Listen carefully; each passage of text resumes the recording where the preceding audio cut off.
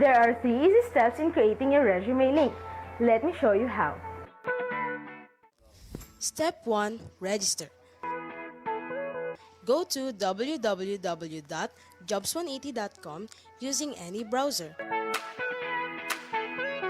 and click Register Now. Fill out all the information needed. In choosing your resume link, use your full name so that it looks professional and it's easy to recall by potential employers. For example, Antonio Juan de la Cruz .jobs180.com. Step 2. Create and design. When creating your resume, make sure to complete your personal information and upload your profile picture.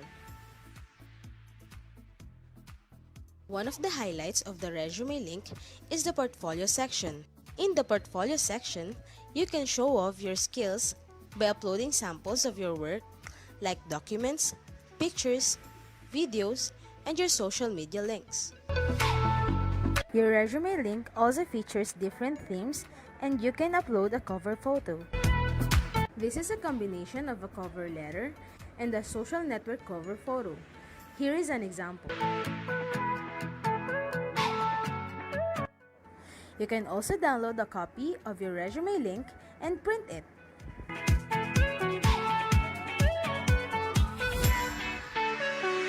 Step 3. Apply for a job. There are many ways to apply with your resume link. First is browsing the job recommendations in your Jobs 180 dashboard. If you're qualified, click Submit Resume Link. So what are you waiting for? Dress up your next generation resume, stand out brightly among the competitive job seekers in the market, and win the heart of your future employers using Resume Link.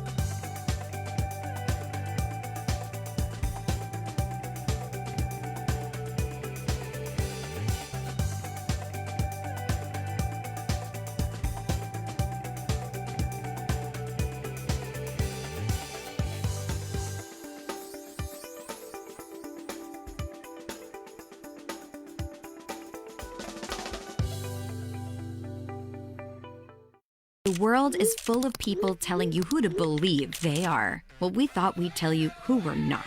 Let's start here. We're not in shipping. We don't make lifts. Seriously, no lifts. We do this. We're good at this. And we make all of these. And even though you'll find us here and here, we don't make energy. We make you save it. And you'll be saving the environment too. Are we an internet company? Well, we connect and power just about everything around you, helping machines talk to each other and to you, making your world more personal. We're seeking out the big questions and answering them honestly. Like, how can we make the most of our energy and resources? Or can we make access to energy and digital basic human rights? We're real people, employees, developers, partners, investors, and inventors, all passionate about doing what's right. We're open. Humans of all sorts from all over, learning from each other and about each other. We're not here to save the world. It'll go on with or without us. We're here to be your digital partner for sustainability and efficiency, to ensure life is on everywhere, for everyone, at every moment.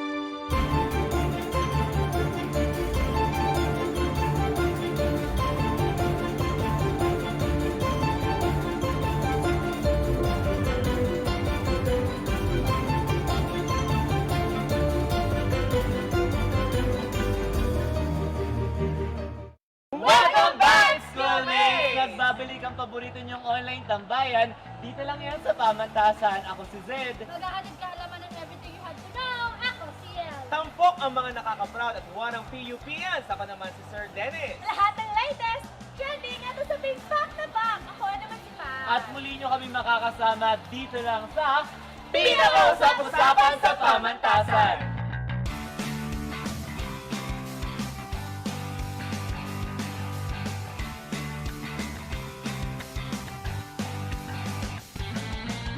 High school meet, ayan. Kamusta naman kayo dyan? Yes. Siyempre, malamig. Daming yes, At masaya, siyempre. Kayo ba? Oh, so inspired na. Kami naman saan? Marami kami ginagawa pag Burma. Oh, siyempre. Pero kinakaya, laban. Laban lang. Tama. Marami din naman kasi tayong natututunan. Correct. Diba?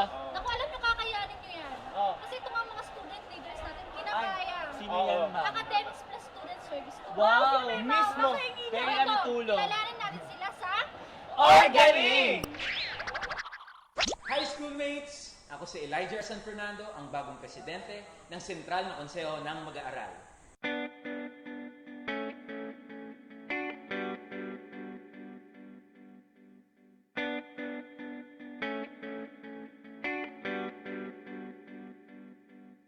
Sentral na Konseho ng Mag-aaral ang pinakamataas na student government sa PUP Main Campus. Since 1983 pa, exist ang mga student councils. Tungkulin ng Sentral na Konseho ng Mag-aaral na magbigay ng mga aktibidad na maglilinang sa kagalingan at mga interes ng mga eskolar ng bayan.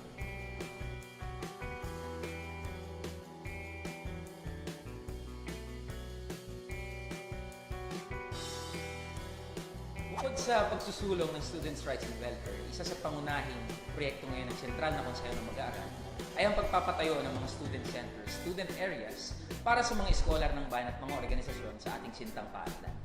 Pinili naming paglingkuran ang mga eskolar ng bayan sapagkat naniniwala kami na sa pamamagitan ng Konseho ng Mag-aaral ay makapagbibigay kami ng mga proyekto at aktibidad na siyang maglilinang ng kakayahan at mga interes ng mga kapwa natin eskolar ng bayan.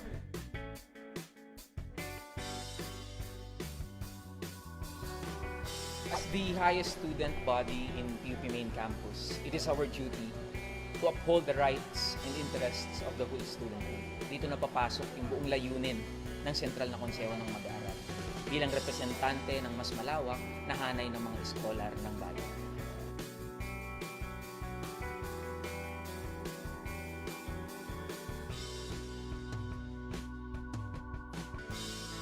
Kami ang Sentral na Konseho ng Mag-aaral. Certified Organing!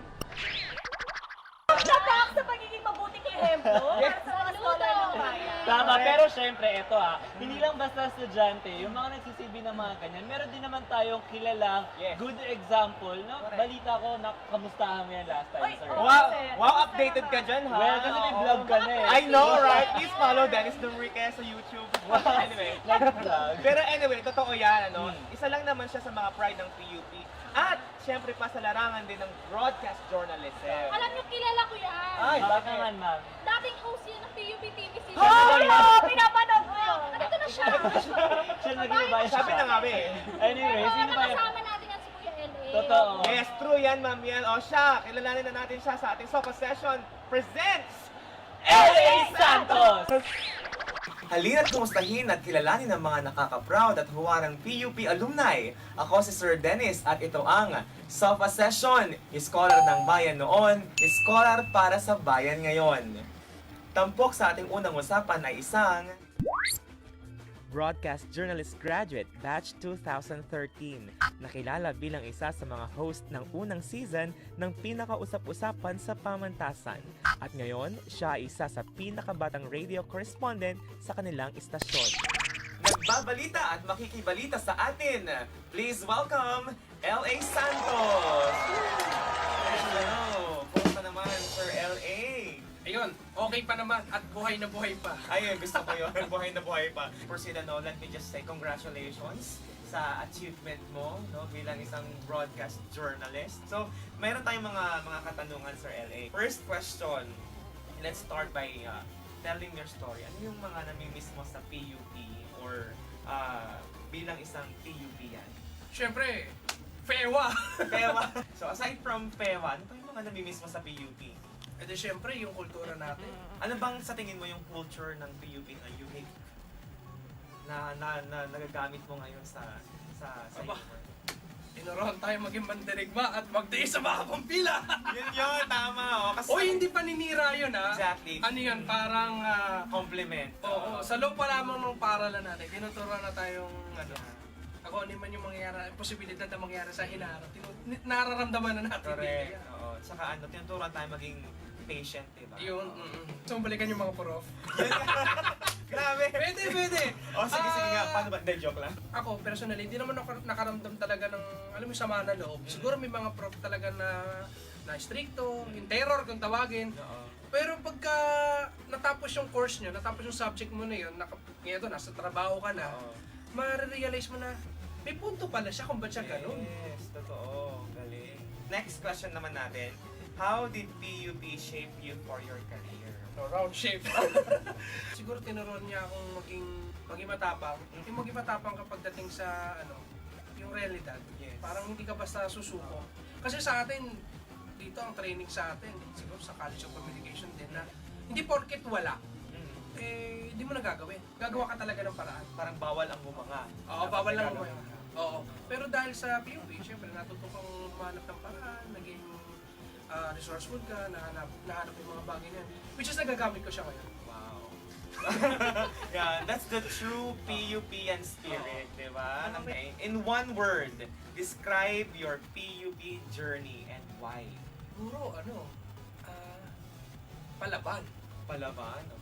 Kailangan talaga maging palaban ka sa buhay. Yes. Dahil hindi ka magtatagumpay kung manatili ka lang sa isang sulok nung kung saan ka nasaan ka man. And palaban, kasi talaga naman kailangan mong maging matapang dun sa Oo. nature ng work mo, di Yung ba? PUP, kilalang palaban talaga yan. Yes. So, you are now a junior Radio correspondent. Kwentuhan mo naman kami, Sir L.A., kung ano yung mga daily routine mo, anong ginagawa mo. Junior radio correspondent po ako sa Super Radio DCBB. Ang karaniwang beat ko, police beat. Kasi usually panggabing duty ako. Yes. So ang trabaho ko, syempre mag-report ng mga crime news. Kung ano yung mga nagaganap sa gabi. Ano yung ibig sabihin, sir, na gabi ay paro patayan? Yung mga crime news, mga police stories. Oh, Mr. L.A., last question na to. Oh my gosh. Siguro ano na lang, advice na lang pala. Okay? Ano yung mga advice mo sa mga future journalist, future broadcast journalist? Na PUP yan, ha? Sa mga taga-COC, yung mga kumukuha po ng journalism, mga broadcast communication research, ituloy nyo lang yung pangarap ninyo. Tandaan nyo palagi na pagka nasa realidad na kayo, kalimutan nyo na matalino kayo. Ang pinakamahalaga ay marunong kang makisama. Yun. Kasi kahit gaano ka katalino, kung hindi ka marunong makisama, iiwan at iiwan ka ng mga tao nasa paligid mo. Pagpatuloy mo lang yung pangarap mo, huwag kang susuko, maging matapang, at syempre, matuto ka makisama sa taong nasa paligid mo.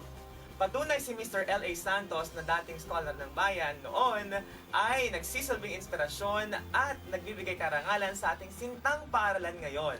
With that, see you next time. Ito ang Sofa Session. Maraming salamat, L.A. Santos. Nagbabalita. Dennis Noriega. Sir, na-change ka rin. Nakadaya na mag-teacher. Sorry, nadala lang ako. Kasi Okay na lang. ang galing kasi niya. Tsaka, na-realize ko, ang hirap pala. Tsaka nakakapagod din magbalita sa radyo. Tama, alam mo, kailangan marami kang alam. Oo, totoo. Tsaka alam niyo ba, isa siya sa pinakabatang radio news anchor sa station. Ah, yes, in fairness naman talaga. So, marami pa kayong aabangan sa mga susunod naming episode. True. O kaya kayo, mga schoolmates, para maging updated sa usap-usapan, make sure na you are following your social media account. Just search for www.facebook.com/PUPCreative and follow us on Twitter at PUPTV. Ayan, don't forget to watch our previous episode Yes. at ang episode na to sa ating YouTube channel. Just Yes. subscribe at PP Creative. Yes, oh, schoolmates! Hanggang sa susunod na usapan dito sa paborito niyong online tambayan. Ito ang Pinakausap-usapan sa Pamantasan! Ano sa tanong mo, sir? Huwag kang kabahan, kayang-kaya mo to. Pagising ko sa umaga, nag-uunat ako. Ayan, typical. Gusto ko marinig, paano yung pag-report ni L.A. Santos kapag Wala. nagbabar? Oo, syempre sample naman, di ba? Pero gusto niya aksidente? Dennis, nakahadusay pa dito sa aking harapan. Itong isang hindi pa nakikilalang lalaki, makarang pagbabarilin na mga hindi pa nakikilalang suspect dito sa Santa Mesa. Puting lab gown, naka-itim na pantalon at napakagandang sapatos. Welcome to the Polytechnic University of the Philippines, the country's first Polytechnic U.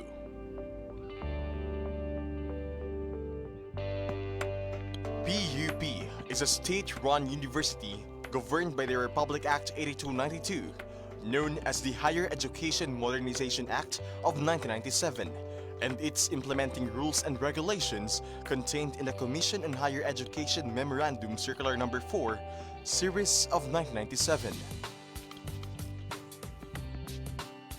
It is home to more than 70,000 students, making it the largest state university in the Philippines in terms of student population. It is the university's commitment to give qualified and talented students access to quality and responsive education to aid them in the achievement of their dreams and the improvement of their lives.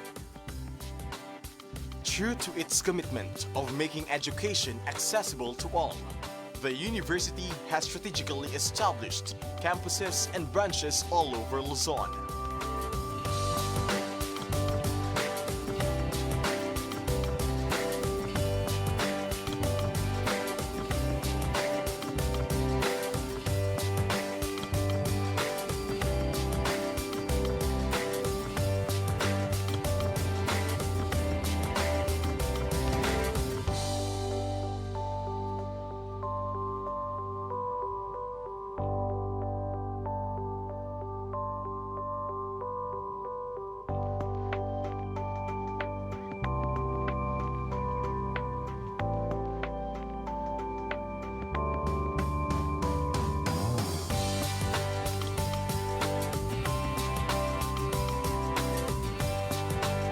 PUP boasts of its roster of 1,483 full-time and part-time faculty members and 707 administrative employees. The faculty members and employees perform the collective goal of training, servicing, and supporting the university's stakeholders.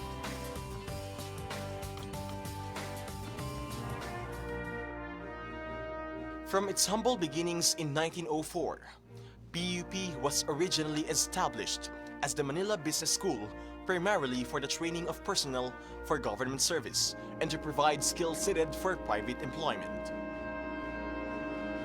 4 years later, the Manila Business School was renamed Philippine School of Commerce or PSC and merged with the Philippine Normal School from 1933 to 1946. Through the virtue of Republic Act 778, PSC was renamed to Philippine College of Commerce or PCC in 1952. In April 1, 1978, PCC was converted into a chartered state university now known as the Polytechnic University of the Philippines by virtue of Presidential Decree Number 1341. PUP truly has come a long way from a business school to a premier polytechnic university, the very first in the country.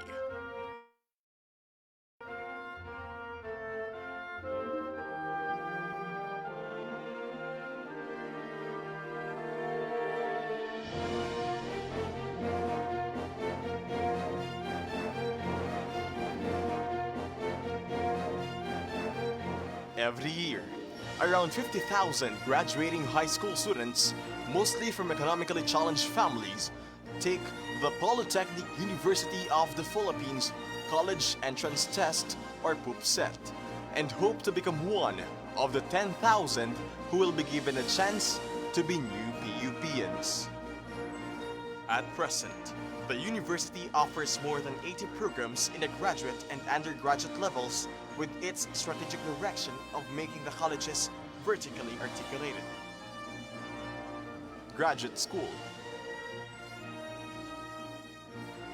College of Accountancy and Finance, College of Arts and Letters,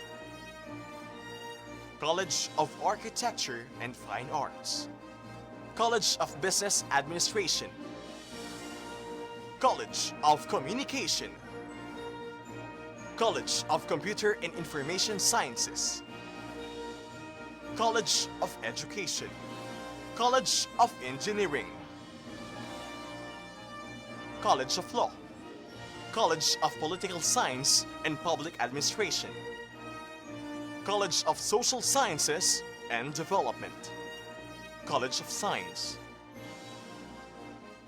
College of Tourism, Hospitality and Transportation Management, College of Human Kinetics, Institute of Technology. PUP further strengthens its open university system through expanded tertiary education equivalency and accreditation program and the non-traditional system program. It caters to borderless educational system that aims to reach many learners as possible. For more than a century of existence, countless outstanding achievements have raised PUP to the level of a national comprehensive university.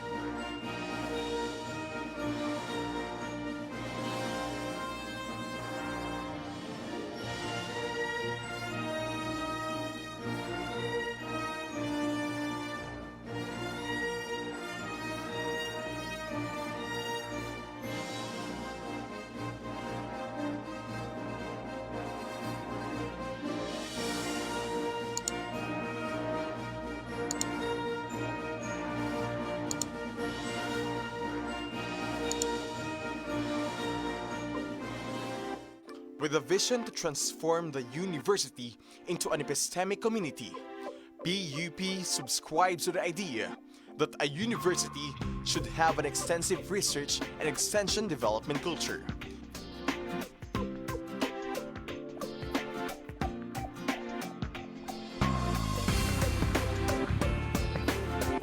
Each year, PUP surpasses national passing rate in licensure examinations and ranks among the top in different academic disciplines.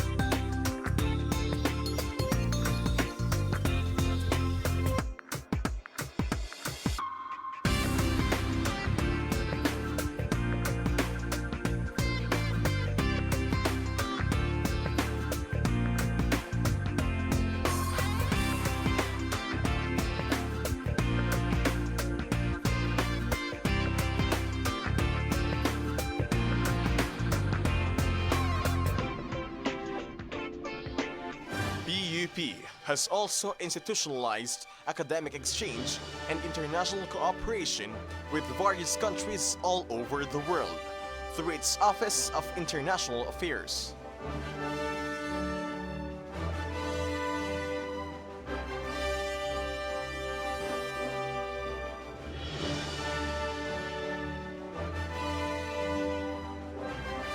Today, PUP is relishing its successes and its students are enjoying unprecedented academic opportunities.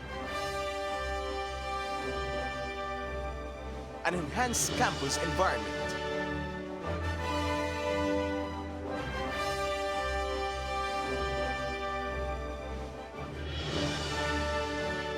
upgraded colleges, state-of-the-art technology,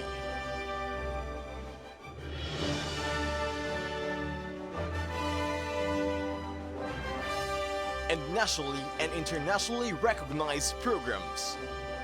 It has gone far from what it was more than a century ago. This is mainly due to the support given by the government, the PUP community, and its benefactors.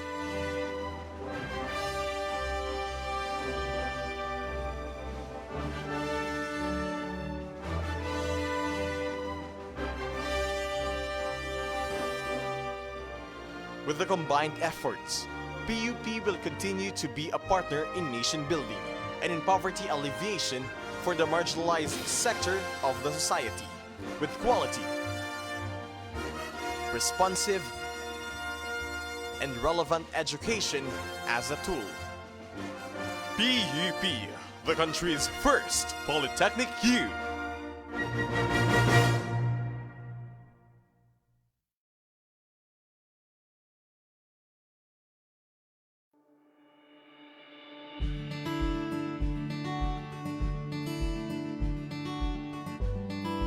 Allow me to share with you my vision for the university.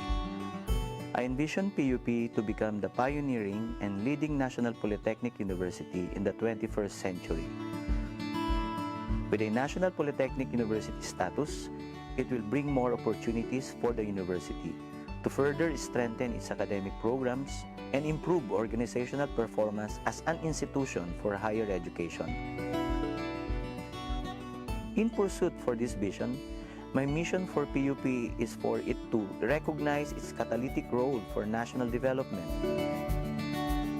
PUP will ensure inclusive and equitable quality education and promote lifelong learning opportunities through a re-engineered polytechnic education.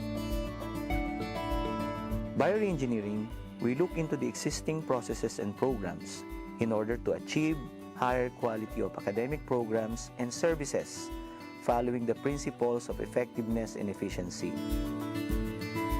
With this mission in mind, I have formulated 10 pillars as my reform agenda for the university. Pillar 1, Dynamic, Transformational, and Responsible Leadership. Empower academic and administrative leaders by following the core principles of good governance to create collective growth and unity. Here I would like to highlight an innovation by introducing the development of an integrity management plan to assess, plan, and implement anti-corruption strategies that will secure the institution against corruption and abuse.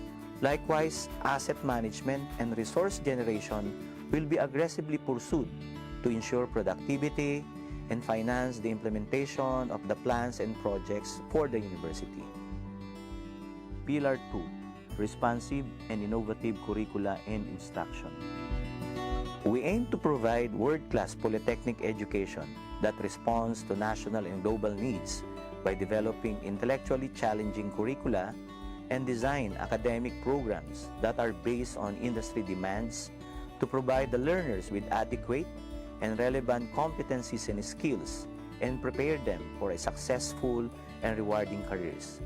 In a rapidly changing world, we recognize the paradigm shift in curriculum to outcome-based education with lifelong learning approach.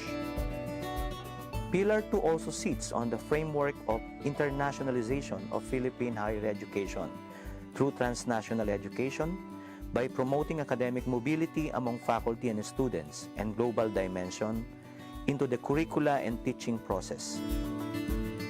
Pillar 3, enabling and productive learning environment. Following education in Industry 4.0, we aim to increase and enhance the use of new technology to enable student learning and engagement, as well as advanced teaching process and methodology through new and state-of-the-art facilities that will support the overall learning and teaching experience in the university.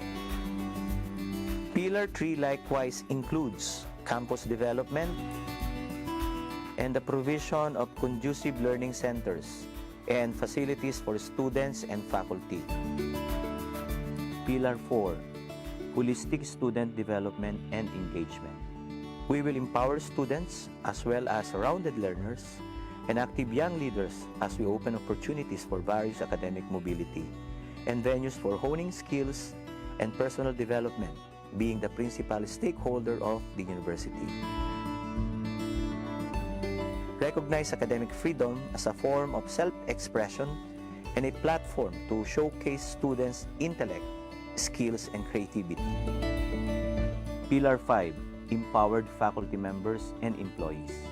Likewise, we are looking into the holistic development of our faculty and employees as productive, competent, and experts in their respective fields. We will encourage our faculty roster through formal education, capacity building, research and extension initiatives, faculty immersion, and other academic engagements, both local and abroad. We will ensure that both our faculty and employees will have a vibrant career development path as public servants in this state university. Pillar 6, vigorous research production and utilization. We will continue to strengthen the research culture in the university by promoting discovery and innovation through increasing disciplinary and collaborative research integration across academic disciplines to create new knowledge, utilize research findings, and develop innovative products. Pillar 7, global academic standards and excellence.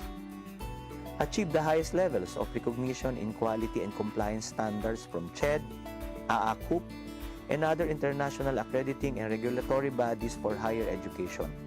We will intensify our efforts to achieve and sustain better academic performance and continue to excel as a top-performing school in various professional licensure examinations and produce board top-notchers, as well as sustain our status of being the most preferred graduates of employers. Likewise, we aim to establish and to be recognized as centers of development and excellence in our academic programs. Pillar 8, synergistic, productive strategic networks and partnerships. Synergize and forge strategic linkages and partnerships across all sectors of society and the global community in line with the overall plans and programs of the university. Establish alliance with the government, industry sector, NGOs, and the academe will lead to resource sharing, program support, and research collaborations beneficial for all. Pillar 9, active and sustained stakeholders engagement. Harness a healthy and harmonious organization by empowering all its stakeholders, both internal and external, through open communication networks, consultative and participative undertakings, and team-building activities, recognizing that all stakeholders can greatly contribute towards the betterment of the university. Pillar 10, sustainable social development programs and projects. Expand access to education, knowledge building, and information dissemination through sharing of expertise and resources for community development. Support inclusivity approach in education by embarking on Education on Wheels, which aims to bring access to education closer to communities, following the principle of no one will be left behind. As the University of the People, we should bring the university closer to their hearts to serve their needs and extend assistance in mainstreaming public service.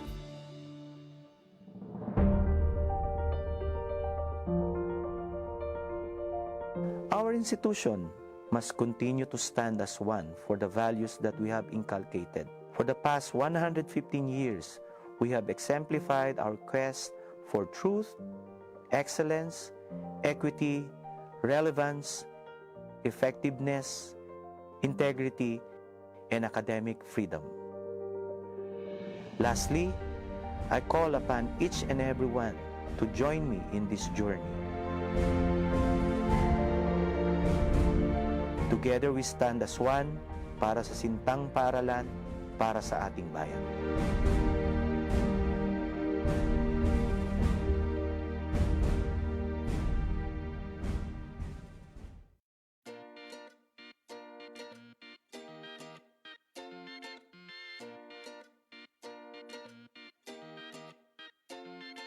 Emerson is a global technology and engineering leader. We operate in over 150 countries. We are 110,000 employees worldwide. And here in the Philippines, we have over 2,000 employees. My name is Vicky Florento. I'm from Dell Philippines. I'm handling the university relations and services hiring. Pagasa Steel supplies concrete reinforcing bars to the Philippines' booming construction industry. We have been the leading supplier of quality steel bars for the past 52 years. EGS is an Alorica company. It is one of the fastest growing BPO companies in the Philippines right now. I'm Cecil Venancio and I'm Branding and Communications Director of Sykes Asia.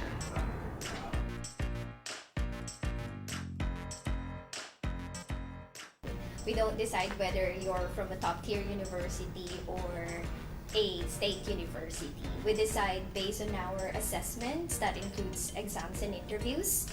Having said that, a lot of Dell's workforce in the Philippines are from PUP. 55 to 80 hires annually, those coming from PUP alone. And as a matter of fact, 14 of the homegrown employees who started from staff and supervisor have been promoted. Currently, we have 13 employees from the PUP. They're working in a different field, so most of them are engineer, some are in sales, most of them are in the higher position. There's a huge pool of students that we can really harvest from, and we know the reputation that they bring. So we're glad that we have a university like PUP that we can rely on for our future employees.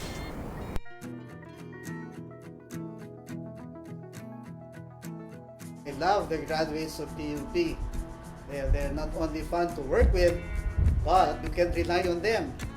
They are very, very dependable. PUP graduates are an exact match and fit to Pagasa Steel's mission and vision. The reason why we prefer the PUP graduates is the fact that we notice that they have a common denominator, very hardworking.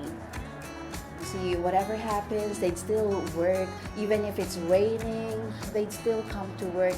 You give them additional tasks, they'd accept it. They are resilient. Very passionate, aside from being resilient, because we can see that they're very dedicated with their job. And we've seen a lot of PUP graduates, not just in one department. They turn out to adapt very well and adjust well to our company here in the Philippines. They're productive employees and they stay with us for a long time. Our PUP graduate is their loyalty sa company namin. Integrity and ethics, drive for results, intellectual capacity, and adaptability. So when we hire PUPians, they have this kind of competencies. Of course, they're very intelligent people, responsible. Responsible in a sense because whenever we meet these graduates and we ask them what are their future plans, they would always come up with answers like helping out their family, or because I'm done with school, I'll help out another sibling. So you would know already that these kids, even before they actually embark on certain work, they already have goals in mind. They're not maarte, no? Whatever you give them, they know that if it's for the purpose of the job, they will do it. And so they have, they're the ones that survive the challenges of work. They don't shirk away from responsibilities. They're the type who, whatever the job requires, they're up for the challenge.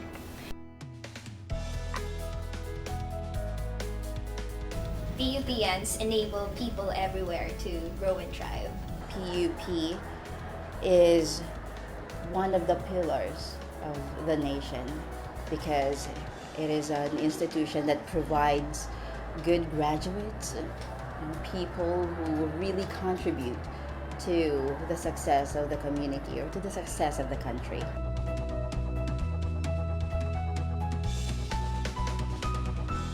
To all the people associated with PUP, if you're a graduate, congratulations, and you should be proud of yourselves. For those of you that are students, please continue the tradition, the proud legacy that your school has. Some of you, PUP, you work for us now.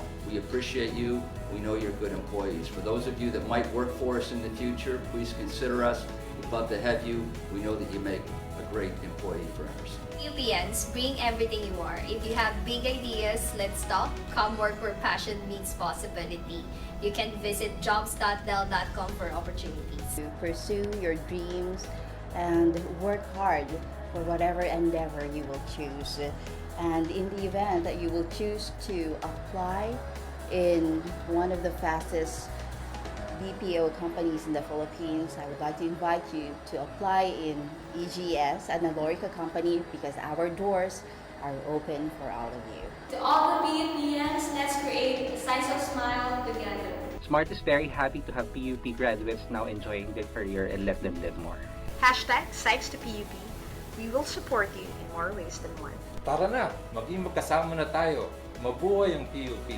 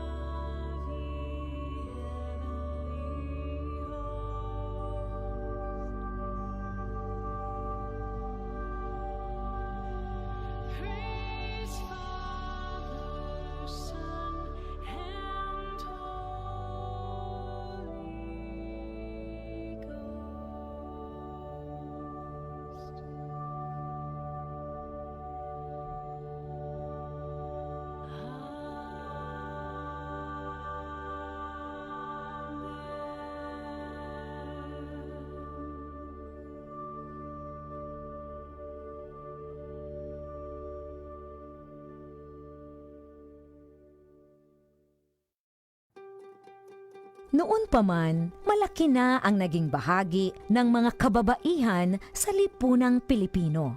Kaisa sila sa marubdob na paghahangad ng kalayaan ng ating lahi. Kabilang sila sa paglinang ng ating makulay na sining at mayamang kultura. Kasapi sila sa pagtataguyod ng mga adhikain ng kapwa mamamayan at sa pagtugon sa mga pangangailangan ng lipunan. Katuwang sila sa pagtuklas sa mga larangan ng agham at medisina. Kapanalig sila sa pagpapairal ng batas, karapatan at katarungan para sa lahat. Kabahagi sila sa paglilingkod sa bayan at sa pagpapanatili ng demokrasyang Pilipino. Sa paglipas ng panahon, hindi nagmaliw ang kanilang pag-ibig sa ating inang bayan. Mga kababayan, ito ang alay ng mga kababaihang Pilipino para sa bayan. Tumayo po tayong lahat at sabay-sabay nating awitin ang pambansang awit ng Pilipinas. Ayang mag-ilim, pero sa silanganan, alam ng puso, sa dilim mo'y buhay. Lupang hiniram, gulatan ng mag-ilim, sama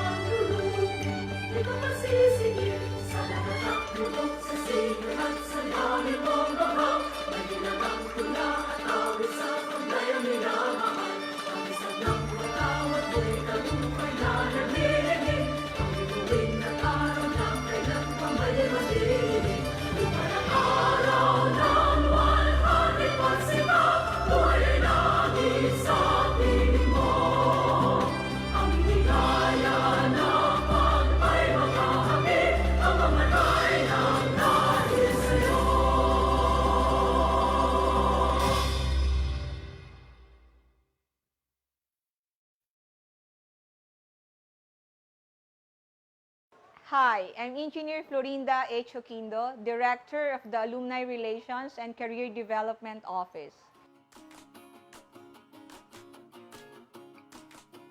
The role of our office is to keep connections among students and alumni, provides complete range of services to students, alumni, and employers in the area of career development, graduates and professional schools preparations, employee relations, and campus recruitment. We also provide alumni and students with the tools and resources to help find success in all professional endeavors.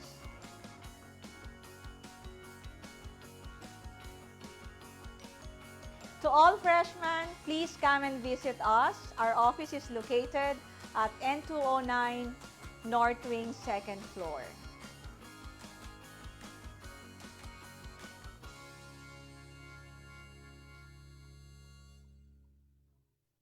Good morning, guys. Good morning, PUPN. So, I'm Professor Jane S. Pulma, and I will be your moderator for this webinar. So, guys, welcome sa inyong lahat from the College of Engineering, ang ating host college ngayon, College of Engineering and College of Architecture and Fine Arts, or ngayon ay College of Architecture, Design, and Built Environment.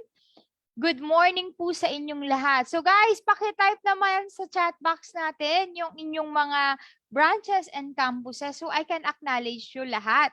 So, para sa ating mga viewers from different branches of and campuses of the PUP, good morning po. So guys, meron tayong mga nanonood din and viewers from our PUP Career Center Facebook page. Good morning sa inyong lahat and welcome. So, andito na naman po tayo sa ating career development webinars na kinakandak natin almost twice a month. So, guys, ito yung mga event and activities na kahit papano nung dating face-to-face is meron tayong mga career talks, ngayon virtually na. So, kahit wala kayo sa PUP, natutulungan namin kayo or we keep you updated dun sa mga trends, nami-meet nyo yung mga industry partners natin at nagkakaroon kayo ng interaction with them. So in the near future, sa ngayon siguro, hindi pa natin siya ganong ginagamit or hindi pa natin siya kailangan lalo na yung mga nasa first year kasi ang thinking natin is bakit ako makikinig or mag-a-apply agad, maghahanap ng industry, hindi pa naman ako, first year pa lang po ako. So guys, habang first year tayo, dapat nagbi-build na tayo ng network. Dapat meron na tayong alam na company kung saan tayo posible at posibleng matanggap. Ano ba yung dream jobs natin? So yun yung dapat nasa utak natin. At ito yung purpose ng seminar na ito. Para at least, kahit papano, maging posted kayo or maging updated kayo sa trends ng industry at kung kailangan na maki-interact at mag-apply in the near future na kailangan nyo. Malay nyo naman, biglang all of the sudden, yung isang industry, kailangan niya ng for part-time work, pwede rin po. So, at least ito yung pagkakataon para sa inyo na matuto at the same time, hindi lang matuto, kung hindi makadaupang palad natin ang ating mga industry partner. So, guys, sa ngayon po ang ating Vice President for Students Affairs and Services and the Director of the Alumni Relation is currently on official business. So, pero kahit na nasa malayong lugar sila or wala yung presensya nila, virtually, may mga recorded messages po tayo from them. So, let me share my screen for the message of the Vice President for Students Affairs and Services, Dr. Schneider Sarmiento. My pleasure to welcome all of you to this career talk. This is one of the activities of the university, specifically the ARCDO, where we would like our students to know the importance of building one's career path. Our dear students, knowing and determining where you want to go and how to get there are our main goals why we have this career talk. Likewise, the university would like to help you achieve your goals in securing future jobs or internships. In this event, you will have the opportunity to meet your future employers, reputable and well-established companies representatives who will inspire and motivate you to work hard to achieve your future goals. To our industry partners and participating companies, thank you for partnering with us and for the opportunity that you are giving our students find their employment or find a good venue for their on-the-job training. May we maintain our intensive relationship and in the process both benefit from it. Rest assured that this university will continue to be your partner in your worthy endeavors. PUP will continue to cultivate its students' potential to make them more productive with exceptional skills and know-how which are needed by your companies. I would like to extend my deepest gratitude and utmost appreciation to ARCDO team headed by AB Pisas and Director Flor Oquindo, and to all participants and sponsors who made this event a success. Again, welcome to this career talk, and may our good Lord bless us all. Maraming salamat, Dr. Schneider Sarmento, ang ating pinakapipitag-pitag-pitagang Vice President for Students Affairs and Services. Okay, guys, let me discuss our virtual etiquette for this career development webinar. Okay, so we do have 4 sponsors for this event. We do have Jobs 180. We also do have Personal Collections, Schneider Electric, and Terra System Incorporated. So guys, we do have 2 participants for today's event, ha? We do have our Zoom participants and the stream participants or the PUP Career Center Facebook page participants. So for our Zoom participants, please remember to always keep your microphone on mute while this webinar proper is ongoing. And always remember that we are currently on live stream. So we'll be encouraging you na mag-raise ng hands nyo and interact with our speaker during the Q&A portion, or you can type in your questions, comments, suggestions, and insights in the chat box, and we will be addressing those questions, comments after the webinar po. After the talk of the speaker. So for our stream participants naman, welcome po and good morning, guys. Good morning, PUP Career Center Facebook page friends. So you may also use the comment section for your questions. So kindly introduce yourself by stating your name, your course, and section. And we also be monitoring and including those questions during the webinars. So this question will be addressed after the speaker was done on his talk or her talk.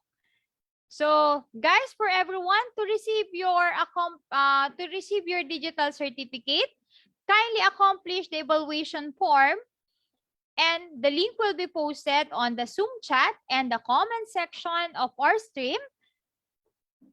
So your digital certificate will be released 2 to 3 weeks after the conduct of this event. So Remember that this digital certificate will be given to those who attended, participated, and accomplished the evaluation form given at the end of the session.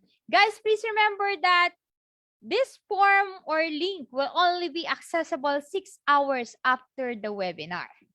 Okay?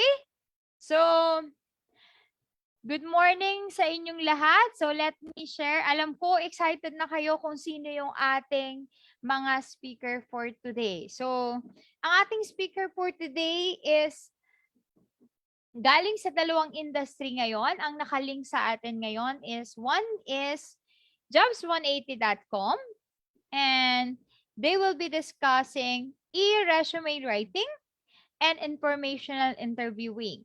So, ang next speaker natin maya-maya is from Schneider naman. Ang i-discuss naman niya is sustainability, creativity, and innovation. So, let me introduce first the first speaker po. So, guys, let me share my screen muna. So, mapapanood natin ang ABP ng first industry partner natin. Our first industry partner is a platform that link the academe in the industry. Ito ang tinatawag naming Kim Chu ng ArcDo. So kilala nyo na siya, alam ko kilala nyo na siya. So yung mga laging stay tuned sa amin, alam ko kilala nyo na siya. So mamaya introduce ko sa inyo uli siya. Okay, so guys, let me share my screen for Jobs 180.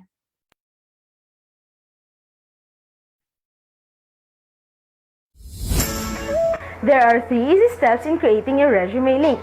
Let me show you how. Step 1. Register. Go to www.jobs180.com using any browser and click Register Now. Fill out all the information needed.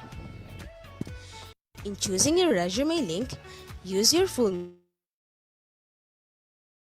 Ang naglolo kong ating PowerPoint ngayon. So let me introduce to you the Kim Chu of Jobs 180, well as ArcDo, ang aming pinangalanan, Kim Chu with an A.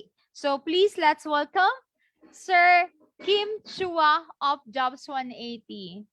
Good morning, sir. Good morning, ma'am. Good morning, Ma'am Jane. Morning po. Yan. Malinaw na siguro ang aking sound. Tama po ba? Yes, sir. Okay na. Okay. So good morning po everyone. Tama po narinig nyo. Pangalan ko talaga ay Kim Chu. Wa. Ayan, may A, no? May wa. Kasi baka Kim Chu lang maalala nyo. Kaya dapat binubuksan ko pati camera ko. Lalo na sa mga virtual meetings na ganito.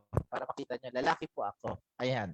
So for the PUPians out there and for our partners as well, si Schneider. Ayan, good morning po. So allow me to share my screen now. Teka, sandali lang. Mukhang gumagalaw pa ang aking screen.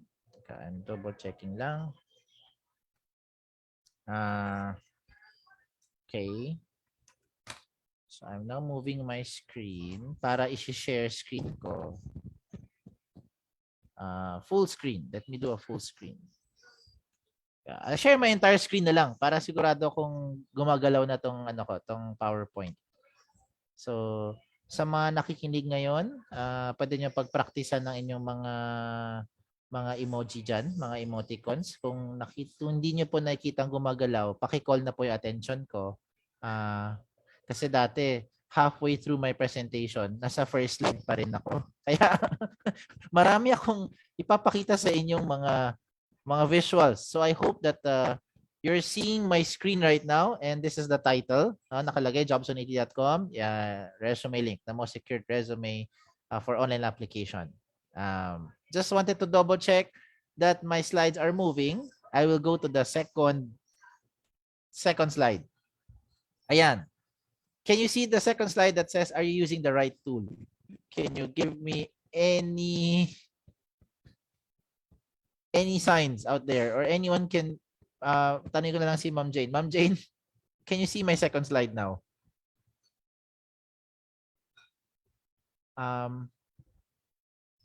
Nawala ba ako? Hello po. I'm not sure if you can hear me now.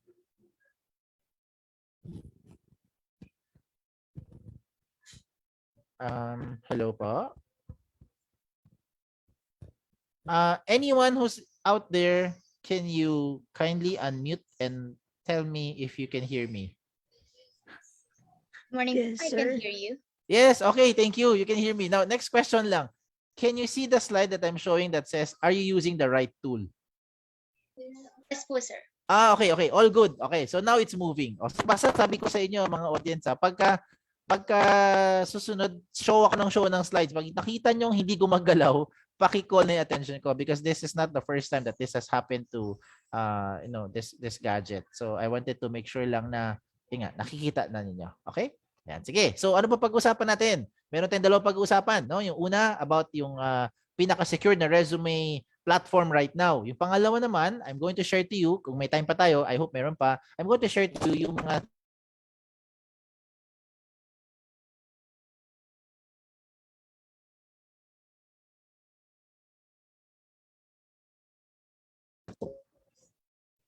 Teka lang, mukhang nawala ako ulit. Let me do a full screen. Yan. Okay, you can see my full screen now. Okay, there. So, ngayon dapat nakita nyo may balloon. Pag again, hindi nyo nakita may balloon, paki-call na attention, please. Okay?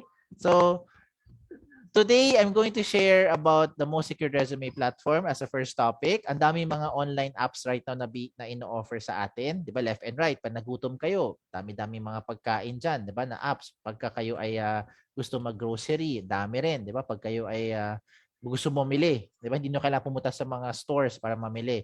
Now, dito, ganun din. Pagdating sa pagharap ng trabaho, meron din tayong mga online applications na pwedeng gamitin readily available. Now, what I wanted to do here is to show you sa dami-dami ng mga apps na being offered, bakit ko sinasabing itong resume link ang pinaka-right tool para sa inyo. Okay? So these are my checklists. So I hope you can go along with me lang. Just follow lang my lead in saying, ano itong mga checklist na to? Una, you want to stand out. Sigurado ako, you want to stand out. Pag nag-apply kayo, definitely you want to stand out. So itong tool na to can help you to do that. Another thing is, hindi ka napapahirapan in terms of keeping those files. This tool allows you to store everything. Lahat yan na doon sa isang file na lang. Hindi mo na kailangan mahirapan pa na magpapadala ka pa iba-ibang file sa mga companies. Pangatlo, sa checklist ko is the process also becomes more efficient, mas mabilis. Meaning, wala na yung mga paasa. No? Sino ba naman sa inyo gusto kong pinapaasa kayo? Kayo rin, huwag kayong magpaasa pag sakaling kayo na yung nandun sa company na rin, di ba? Or kayo rin bilang aplikante, huwag rin kayong magpaasa sa mga HR, di ba? So pagka the ideal thing to do here is when the companies receive your application, they immediately determine kung pasado ka or hindi para makaproceed na sa next step. Diba? Hindi yung parang, alam mo na, yung patagal-tagal, di ba? Isang buwan na nakalipas, hindi mo nga alam kung ano ba nangyari sa application mo. So, itong tool na to helps you to do that. Okay? Now, this tool is also free. Wala tong bayad. Libre po ito. Okay? Absolutely, wala tong bayad. Now, one of the most important question nowadays is about security. Kaya nga, ito yung reason why I think you should be using this tool. And this tool definitely helps you to do that, to secure your information. Okay? Ano ba itong tool na ito? Simulan ko na. Okay? Itong tool na to tawag dyan, resume link. Okay? Resume link. Bakit siya resume link? This is dubbed as the most secured resume platform. Okay? By definition, it's a URL. It's a link that anyone can open online anytime. Okay? So gagawa ko ng shout out, Halimbawa lang, shout out tayo sa audience ngayon, si Dandy Coralejo. Halimbawa lang, nandiyan si Dandy Coralejo sa audience natin. So, if you're Dandy Coralejo, your resume link could look something like dandycoralejo.jobs18.com. Kung ikaw naman si John Santos, na kaya pinapakita ko sa screen ko ngayon, ang resume link mo pwede maging johnsantos.jobs180.com. Ganun lang kasimple. Yan na ang resume ninyo or resume link ninyo. So, you're now wondering, how do I make one? Okay, paano ba gagawa? So, meron tayong simple steps lang dito. 3 steps lang para magamit ninyo itong resume link. yung first step is free to register. This is absolutely for free. Wala itong bayad. Libre po. No? Ano gagawin natin? Pumunta kayo sa link na pinapakita ko, schools.jobs180.com/PUP. You go to this link. Huwag niyo na tanungin kung bakit yan yung link. Kasi yan yung alma mater nyo, di ba? Nasa PUP kayo. So you go to this link, schools.jobs180.com/PUP. Now from this page, on the upper right side portion, meron doon register. You click on it and then you fill in the blanks. Now if ever lang hindi mo ma-memorize o hindi mo maalala tong link na to kasi medyo may konting kahabaan, pwede ka pumunta sa website ni jobs180.com. That's www.jobs180.com at dito kayo mag-register. Piliin mo lang yung school ninyo. Syempre, PUP. Okay? Now, as you register, you have to start by creating your resume link. So, saan ba nakabase ang resume link? Sa pangalan ninyo, yung unique name nyo. Okay? So, sample ko lang kanina, di ba? Nag-shoutout ako kanina, Dandy Coralejo. Ang resume link ni Sir Dandy Coralejo, pwede maging dandycoralejo.jobs180.com. Ganun lang kasimple. Now, if ever lang may kapangalan si Sir Dandy, saktong-sakto, katukayo, no? May katukayo siya, saktong-sakto, kapangalan niya, Dandy Coralejo din. E naunahan siya mag-register. Ano mangyayari? Magkakaroon na red na box. Sasabihin niya, this name has already been taken. Now, pag taken na, huwag kayong malungkot. Okay lang naman kahit na taken na. Ang importante dyan, maging creative tayo. Pwede mo balik ta rin. Pwede mo gawin Coralejo, Dandy. O kaya D Coralejo, 'di ba? O ano pa ba? Coralejo D, 'di ba? DC, CD. Depende sa gusto mo maging link. Basta importante, wala kayong kapareho kahit kayo ay may kapangalan. Now, paalala ko lang mga PUP yan sa mga nakikinig ngayon, wag naman kayo OA. Pag gumawa kayo ng resume link, wag tipong nakalagay cutie pie, no? Barbie doll, pogi ako. Yung mga ganun, no? Hindi po yan ganung klaseng hindi ito pa cutie-cutie. No, do not use something like that because it doesn't sound professional. Imagine you're applying to a company. Ma'am, I would like to apply to a company. To your company, sabi ng isang aplikante, sabi ni HR, sir, meron ka bang resume? 'Di ba? Normally tatanungin kayo. Tapos sabi mo, ay sir, meron po. Ang resume ko po ay eljablo.jobs180.com. 'Di ba? Baka pag narinig pa lang na HR 'yun, matakot na sa inyo. Kaya wag mo nang gamitin yung ganung klaseng mga ganung klaseng code or whatever yung mga pa-cutie na pangalan. Instead, ang recommend ko, just stick to your name, okay? Keep it simple. Use your name, whatever that name is, it will sound professional. Okay? Let's proceed. Next, as you register, you have to use a valid email. Emails like Yahoo, Gmail, Rocketmail, whatever email, basta nabubuksan yung email. Huwag kang gagamit ng email na kagaya ng, halimbawa lang michael@facebook.com na email. Huwag kang gagamit ng jennifer@facebook.com na email. Kasi pag yan na ginamit mong email, yung ganong klaseng mga @facebook.com na email, then you will no longer be able to receive notifications being sent to you by the companies as well as jobs180.com. Okay? So, importante, gamitin yung email na bubuksan nyo. Kasi bakit nyo kailangan buksan email nyo? Kailangan mo i-verify yung account. It's a proof na ikaw nag-register. So, ganun lang kasimple. Just open your email, look for the verification link, okay? And then click on it, of course. Then you're done with the first step. Now, if you don't verify, paalala ko lang if you don't verify, you will not be getting notifications from the companies and you will not be able to use your resume link to submit to those companies. Kaya importante i-verify natin yung account. Okay? Now, tapos ka na sa first step. Ganun lang kasimple. Sa mga late dumating, ang first step po, register. Okay? Absolutely wala tong bayad. Now, second step is for you to complete the information. Ito ang pinaka-logical sa lahat ng step. This is the most logical of all the steps. You have to complete all the details. Okay? Huwag nyo sayangin oras nyo. Huwag nyo sayangin oras ng HR pag kayo nag-a-apply. Tapos kulang-kulang detalye nyo.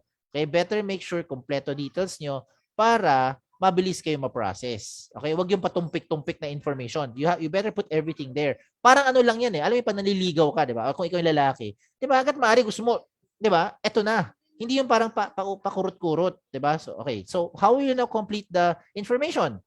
Punta kayo dito sa link na pinakita ko kanina and I'm showing it again. Okay, go to schools.jobs180.com/PUP. Go to this link, you either write this down, take a screenshot or try to memorize it. And then once you go to this link, this time you don't need to register again kasi may account ka na Ang gagawin mo mag-log in. And now as you log in, if ever lang hindi mo maalala tong link kasi nga haba. No, pwede ka naman pumunta rin sa jobs180.com, www.jobs180.com at dito kayo mag-login. Okay? Pag nag-login kayo, either way, doon man sa school career portal or dito sa may Jobs 180 na homepage, papasok kayo doon sa inyong dashboard. Okay? Once you go inside your dashboard, you now fill in the blanks. Now, at this point, hindi ko na kayo isa-isahin. Hindi ko na to isa-isahin na tipong parang Ano lalagay mo sa birthday? Malamang birthday mo, hindi yung birthday ng ate mo or ng kuya mo. Diba? Panakita mo dyan address mo, hindi yung address ng pinsan mo. Alas magkasama kayo ng bahay ng pinsan mo, then you put the same address. You get what I'm saying? Okay? So, hindi ko na kayo spoon feed dyan. Alam nyo na yan. Now, meron lang akong mga items dito na ipapaalala sa inyo because ito yung common things na nakakalimutan ng mga aplikante or sometimes, I don't want to say it's a mistake. No? It's not a mistake. It's more of like, minsan na, hindi nila naiisip yung importance ng mga fields na to. So ano tong mga fields na gusto ko i-emphasize? Number one, you have to put here all the possible means na pwede kang makontak na isang HR. Okay? So given na that you put your mobile number, you also put here your email. Pero sabihin ko sa inyo, most of the time, pag tinatawagan kayo ng mga tao na hindi nyo kilala, ano nangyayari? Hindi nyo sinasagot. Okay? At least that's my experience. So when I try to call people, I don't know why they're not answering, pero pag tinext ko, sasagot sila. So ano nangyayari? My assumption is, pag nag-ring yung phone nyo, ring, hala, sino kaya ito? Hindi ko kilala. Ano gagawin nyo? Nakatulala na lang. Hayaan na lang natin to matapos, itong ring na to, at baka sakali mag-text itong sino man na tumatawag. Remember, hindi lahat ng HR masipag mag-text. Okay? So I recommend, kung meron tumatawag sa inyo hindi nyo kilala, all the more that you should answer the call. Because you never know, it might be an opportunity knocking at your door. Sagutin nyo muna. Kung sa tingin nyo scam yan, or sa tingin nyo may mga nagkamali ng tawag, tsaka nyo na yun actionan. Tsaka mo na i-reject, or tsaka mo na gets mo? Kailangan mo muna sagutin kasi otherwise hindi mo alam sino tumatawag eh. Diba? Sagutin nyo muna. Okay? Now, on that note, ang recommend ko, you put all the possible means na pwede ka makontak. Hindi lang ang mobile number at saka ang email. Pati social media account, lagay mo dito. Facebook nyo, Twitter, whatever yung mga social media handles, lagay mo dyan para mabilis kayo ma-process. Kasi, imagine pag tinawagan kayo ng HR, hindi kayo ma-reach, ano next step gagawin nila? Sometimes they'll send you an SMS message. Sometimes they don't send you an SMS message. What happens next? Diba? They just proceed to sending an email. But you don't open your email more often than you open your Facebook. Diba? Yung mga messenger nyo. So, mas mabilis tayo makapag-proceed. PM na lang. Are you available Thursday, 10 a.m., so on and so forth. You get what I'm saying? Diba? Makapag-PM ka agad. Mabilis din kayo sumagot pag messenger na. Diba? Yan. So, lagay mo dyan lahat ng paraan pwede kayo makontak para mabilis ang processing. Okay. Next. Pagdating po dito sa work options, mapapansin nyo, may mga pwede kayo pagpilian. May nakalagay dyan, willing to work night shift, willing to relocate, looking for OJT, in case lang later on, you'll be looking for OJT. And then it says also there na willing to work overseas. Diba? So, ang pwede nyo gawin dito, parang switch lang. Yes, no switch. On, off switch. And then, what the system will do, it will try to match you with companies who are also looking for the same profile with what you have. Okay, ganun ang mangyayari. Okay, so, hindi ko sinasabi automatic tanggap na kayo. I never said automatic hired na kayo pag gumawa ka ng ganitong account. I'm just saying it will make your life easier. Kasi hindi mo na kailangan mag door to door para magbigay ng inyong application. Ang mangyayari ngayon, pag sineta mo na maayos, kayo na ang kinokontak ng mga companies. Kayo na lang mag-decide kung sino yung gusto nyong pansinin or sino yung hindi mo papansinin. Diba? Kayo nang bahala. At least, marami na lumalapit na opportunities. Now, pagdating sa may portion ng education, you put here your school, even before or after your stay in PUP is also okay. Walang limit sa space yan. Seminars attended, ganun din. Walang limit po sa space yan. Kahit magkopyahan pa kayo ng mga classmates mo, walang problema. Basta lang make sure alam mo yung pinag-usapan doon sa seminar na yun. Baka mamaya matanong ka sa interview. Okay? Another thing that you also put here is yung certification ninyo. Just in case meron kayong mga certification program, you can also put it here. Na pagdating sa achievement, isa lang yung paalala ko. Huwag mong i-limit yung achievement mo inside the school. Okay? Hindi naman lahat na nakikinig ngayon ay Dean's Lister. Hindi naman kayo lahat ay academically inclined. Some of you, you just go to school pero alam mo, you get by, pumapasa, diba? You maintain certain grades, pero hindi naman talaga kayo masasabing parang overachiever no, sa academics. While some of you naman are active sa school organization. So you also put it here. Diba? Yung iba naman sa inyo, active din sa labas ng school. Baka sa barangay nyo, diba? Active ka. Or sa mga social civic organization, sa mga Red Cross, sa mga mga Habitat for Humanity, 'di ba? Marami mga bantay bata, bantay matanda, lahat na binabantayan. Lagay mo diyan, walang problem. Okay? So, basta importante dito, what you're doing is you're trying to market yourself more effectively to the prospective company. Okay? Kaya ka nga gumagawa ng ganitong resume link ninyo or resume nyo para parang kumbaga sa isang tingin na lang, magkakaalaman na, 'di ba, from the company side if okay kayo or hindi. Next, pagdating sa skills, do not limit your skills dyan lang sa course nyo. Okay? Maraming times yung mga applicants, they only limit their skills within their course. So if they're a graduate of engineering, sample lang ha, if you're a graduate of engineering, normally you put the skills here pang engineering.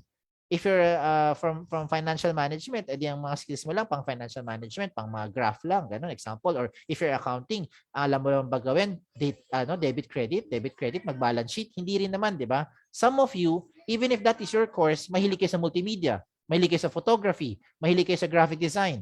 And these are things that you put here because what you're doing, ulitin ko lang what you're doing here is you're trying to market yourself more effectively to the company. Kaya importante, lagay nyo dito lahat ng posibleng paraan na pwede kang makontak ng isang HR. Okay?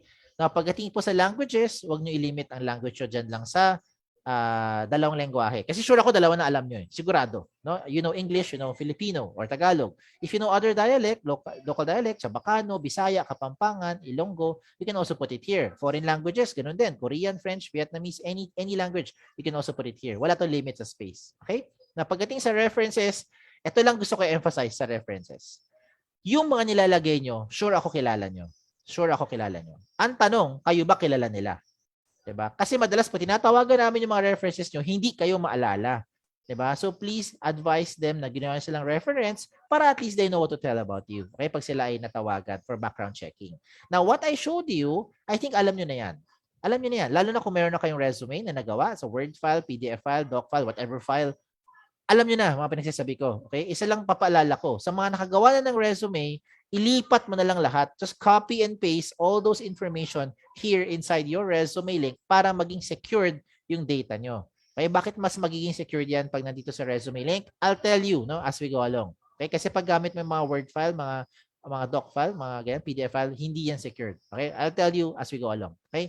Next, itong mga papakita ko sa moving forward from this point onwards, lahat yan, ito yung mga amazing na portion. Ito yung mga wala sa traditional na resumes natin. Ito yung, ano itong mga amazing na portion? Let me start with the portfolio section. Itong portfolio section is where you now upload evidence of your skills. So, ibig sabihin, pag kayo ay nagsabi na wala kang criminal record, ano ebidensya mo? Meron kang NBI clearance, meron kang police clearance, di ba? Ano ebidensya na pwede ka pumunta sa ibang bansa? Diba? Meron kang passport, meron kang visa, di ba? Anong ebidensya na graduate ka na? Di ba? O, sabi ng iba sa inyo, humihirit, sir, meron akong toga, meron akong grad peak. Hindi yan ebidensya. Okay? Ang ebidensya na graduate ka na, meron kang transcript of records or meron kang diploma. O yan ang ebidensya. Okay? So, gets yung ibig ko sabihin, no? Mas mabilis yung buhay ng isang aplikante, pati na rin ng isang HR, if all these documents are already there. Mas mabilis nila makita Ano yung mga matataas mong grades sa school? You base it on the transcript. Walang kalusot yan Lahat nandyan sa transcript. Ano yung mga bagsak mong grades? Kahit ano pang mangyari, nandun pa rin yan sa transcript nyo. So, mabilis makita. Okay? Now, at this point, some of you are wondering, Sir Kim, paano ba naman ako magsa-stand out? Kung yung mga classmate ko, mga barkada ko, lahat kami, pare-pero naman ng school namin. Pareho kami nasa PUP. Pareho kami ng course. Pareho kami curriculum. Pareho kami ng mga teachers. Pareho din yung OJT namin. Halimbawa lang, later nag-OJT kayo, pare-pareho din. So, how will we stand out? Diba? Yan. So, ito yung isang sagot ko. No? Itong bagay na papakita ko sa susunod, this is something that is now becoming a trend. Nagiging trending na to sa maraming mga aplikante. They are creating a selfie video. Tama na rin nyo. Create a selfie video. And it's not difficult to create a selfie video because I'm sure some of those who are listening right now, maybe most of you, you have your TikTok account. Diba? Tumi-TikTok nga kayo Diba? So, hindi ko na kailangan kayo turuan paano gumawa ng selfie video. This time around, ay tuturo ko lang sa inyo ano ang dapat nyo ilagay dyan sa selfie video nyo. You try to pretend that you're being interviewed by the HR. Okay? So, answer basic questions. Questions like, why should we hire you? Tell me something about yourself. Diba? Diba? What makes you different among all the other applicants? Yan. I-record mo sarili mo. Okay? And then when you're done, what do? Tingnan mo muna kung okay o hindi. Pag hindi okay, hindi mo type, delete mo. Gawa ka ulit. Diba? Pag okay na, save it in video channel. Maraming mga libreng video channel ngayon, di ba? YouTube, Vimeo, ang dami niyan, mga video converter. So, yan ang gagawin ninyo. Okay, just look at what I'm showing you. Di ba? Yan ang isang example. And hindi kailangan mahaba.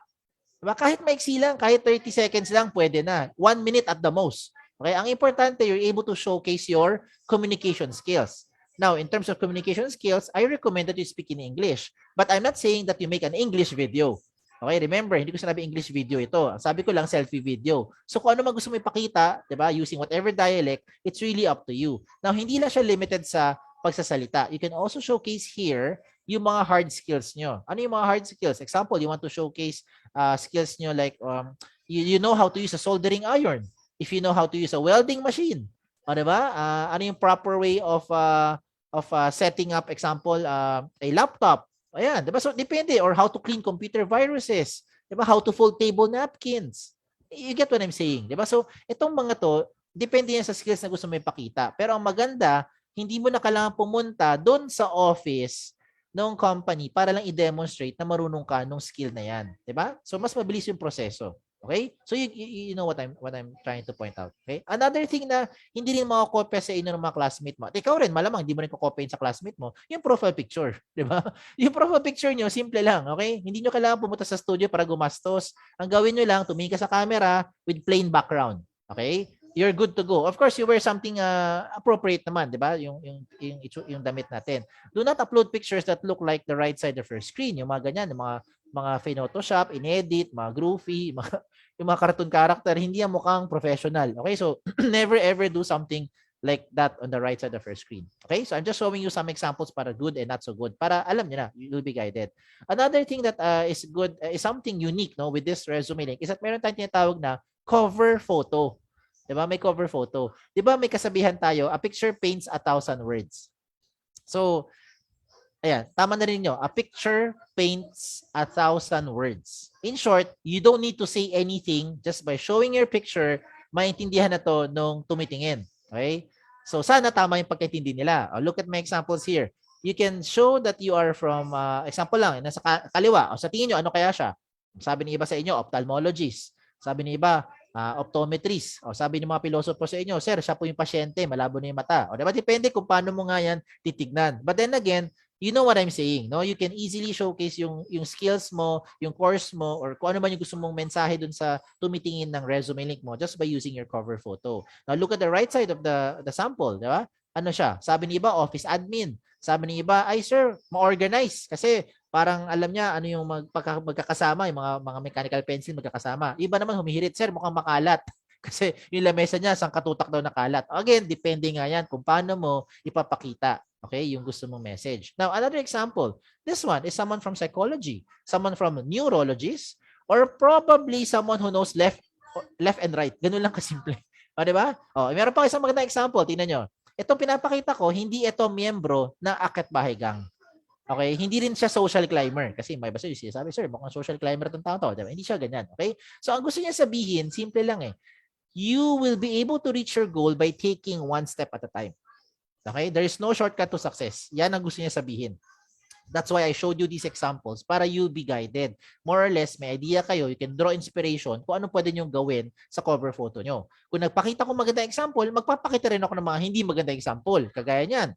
Yung pinapakita ko ngayon. Huwag kayong magpapaka-misteryoso. Okay? Ilagay mo yung picture mo. Huwag kang maglalagay ng cover photo na pugot yung ulo. Pangit yan. Okay? And never ever leave this blank. Because if you leave this blank, mahirap no? Mahirap hulaan sino itong taong to. Lalo na kung pangalan nyo interchangeable. Ako mismo, guilty ako dyan.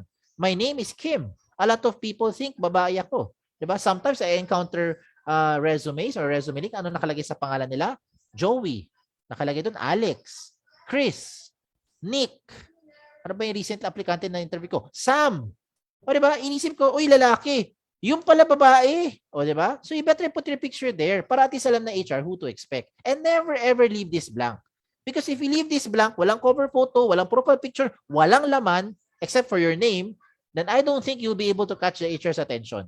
Okay? Gets mo naman sinasabi ko. No, logical lang yan. Okay? So, hindi na kayo papansinin ng HR kung blanco rin naman yung sinamit mo. Okay? Now, another thing that I don't recommend that you do is to, if you want to catch attention, don't do something like this naman. This is just for me. My opinion lang to. Ang dating kasi niya parang tamad, no? Parang dating to parang ano to, emo lang, chill, no? Happy-go-lucky, walang pakialam sa buhay, no? That is at least my interpretation. So that's why I'm showing you the good and not so good examples. Okay? Now let's go to the good one. This good example, si iExpert, tingnan nyo, kompleto lahat ng detalye niya. Everything that you think you want to show dun sa HR, you put it here. If you're the HR, everything that you need from the applicant probably is already here. Even yung mga proof na siya ay isang licensed ophthalmologist, nilagay na rin niya dyan. Diba? Kaya nga sinasabi ko sa inyo, wag nang patumpik-tumpik, wag nyo na antayin pa yung time na tatawagan pa kayo ng HR para sabihin, pwede mo ba ipadala yung ganitong mga documents mo? Pwede bang pahabol ng ganito na naman? Buti ko tumawag pa sila sa inyo.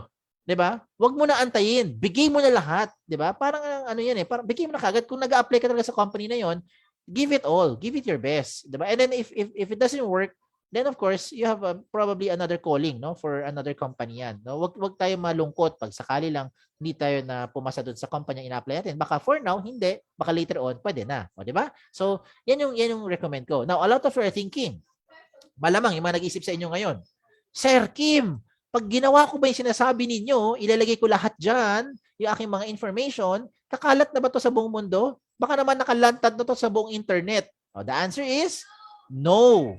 Kaya nga to tinawag na the most secured resume platform. The reason is because you control your privacy settings 100%. Ulitin ko yung sinabi ko ikaw meaning ikaw as a user ng account mo, ang may control 100% na information na ipapakita mo o itatago mo sa public. And how do you do that? Follow the screen that I'll show you. When you go to your dashboard, meron doon settings. Pagpunta mo sa settings, hanapin mo yung privacy settings. Now, as you go to the privacy settings, piliin mo ngayon yung mga items na gusto mo ipakita or itago sa public. Example lang. You don't want to show your birthday. Ano gagawin mo? Turn it off. You don't want to show your address? Turn it off. You don't want to show your references? Turn it off. Diba? Lahat ng mga in-off mo, hindi lalabas sa public kahit na nandyan yan sa loob ng resume link mo. And at the same time, baliktad din. Kung meron kang gusto ipakita naman, okay, gusto mo yung on, anytime, update ito real time. As in real time. Halimbawa lang, 5 minutes later, na-realize mo, open ko na yung birthday ko, baka sakali batiin ako ng HR, halimbawa lang, or pareho kami yung birthday. Ano gagawin mo? Turn it on, save your profile, lahat ng binigyan mo ng resume link, updated na rin sila ng birthday mo. Makita na nila. Example lang, no? 2 days later, na-realize mo, sige na nga, pakita ko na rin address ko, baka lang malaman ng HR na malapit lang yung bahay namin doon sa kumpanyang ina-applyan ko. Halimbawa lang. Okay, so ano gagawin mo? Turn on your address, save your profile, and immediately, lahat na binigyan mo ng resume link will be updated na rin with the information that you're showing. Diba? It goes vice versa. Yung gusto mo itago, real-time update din. So, dagdag bawas, on-off, kayo bahala niyan. Kayo ang may control. Okay, hindi ako, hindi Jobs 180, hindi yung school. Ikaw bilang user. Ayos? O, diba? Ikaw. Yan. O, tuloy natin. Okay? Next. Reminders lang sa mga late dumating. Nasa last step na po kami ngayon. Okay? Kasi maaga kayo pumasok. Okay? So, una, biro lang ha. Okay, magagalit. First step is for you to register. This is absolutely for free. Walang bayad. Second step, complete the information. Yan ang pinaka-logical. Kailangan kompleto ang detalye. And in doing so, paalala ko lang, importante you catch the HR's attention. Okay? You have to make it attractive. And complete yung information. Nahuli mo nga attention. Diba? Wala naman detalye or kulang-kulang naman yung laman. Hindi updated yung contact details mo. Hindi ka nila makontak. Wala rin. Sayang naman yung effort. Diba? So, baliktad din. No? It is also applicable vice versa. Ang dami mong awards, ang dami mong mga achievement. Ikaw na ang pinakamagaling at pinakabibong estudyante dyan. Example sa PUP, sa batch ninyo, sa course ninyo. Ikaw na ang pinaka-qualified, sabihin na lang natin, no, in that manner. However, hindi mo nahuli attention no HR. Wala rin. Hindi rin niya malalaman yun. Because kung sinabmit mo resume link mo, blanco-blanco, kahit kumpleto yan, kahit ikaw nga yung pinakamagaling, pinaka-qualified, hindi rin nila malalaman yan. That's why you have to catch the HR's attention, and then you have to complete all those information. Okay? Most especially, of course, your contact number. Yan yung isang item dyan. Dapat kumpleto ang details nyo, yung updated ang contact numbers nyo. Okay? So now we go to the last step. Yan. Paano ko gagamitin ng resume link?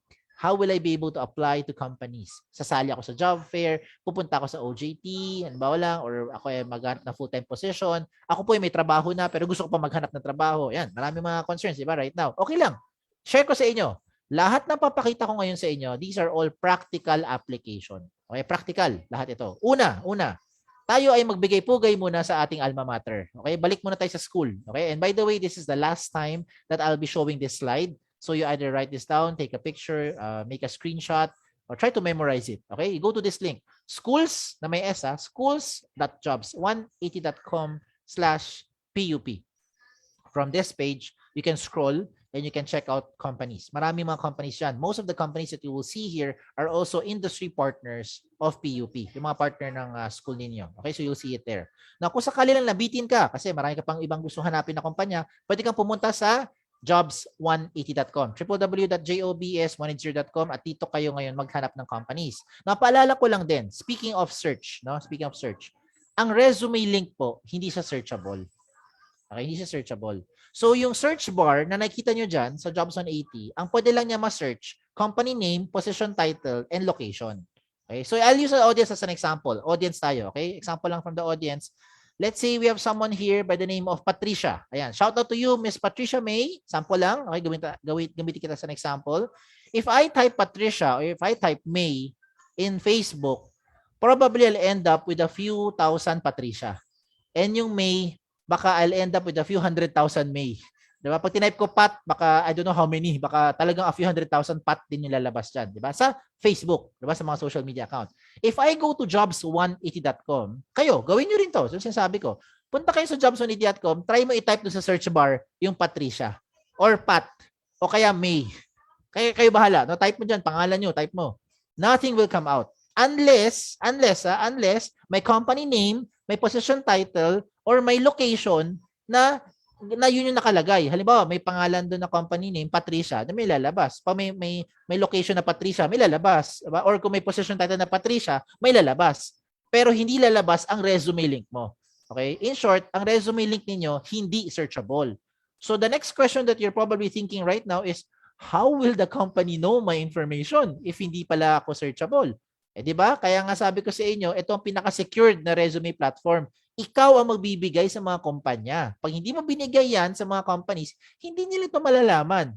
Di ba? O, di maganda. Di ba? At least ikaw yung nagbibigay. O, di ba? Ayos? O, sige, tuloy natin. Tuloy natin. So, once you're here on the jobs180.com site, you can search for companies. Pag may lumabas, di meron. Diba? Pag walang lumabas, di wala. Ganun lang yan. Huwag mo pilitin. Diba? Huwag mo pilitin lumabas yung something na wala. Okay? So, if ever lang naman, baka wala lang sila dito sa Jobs on 80 na site. Okay? Baka lang naman later on, makita nyo rin sila dyan. But in the meantime, since wala pa, you can check out other companies. Marami naman mga company dyan na pwede nyo hanapan or tignan. Baka kayo maging interested. What you need to do lang is click on those logos or click on those companies and then learn about the opportunities.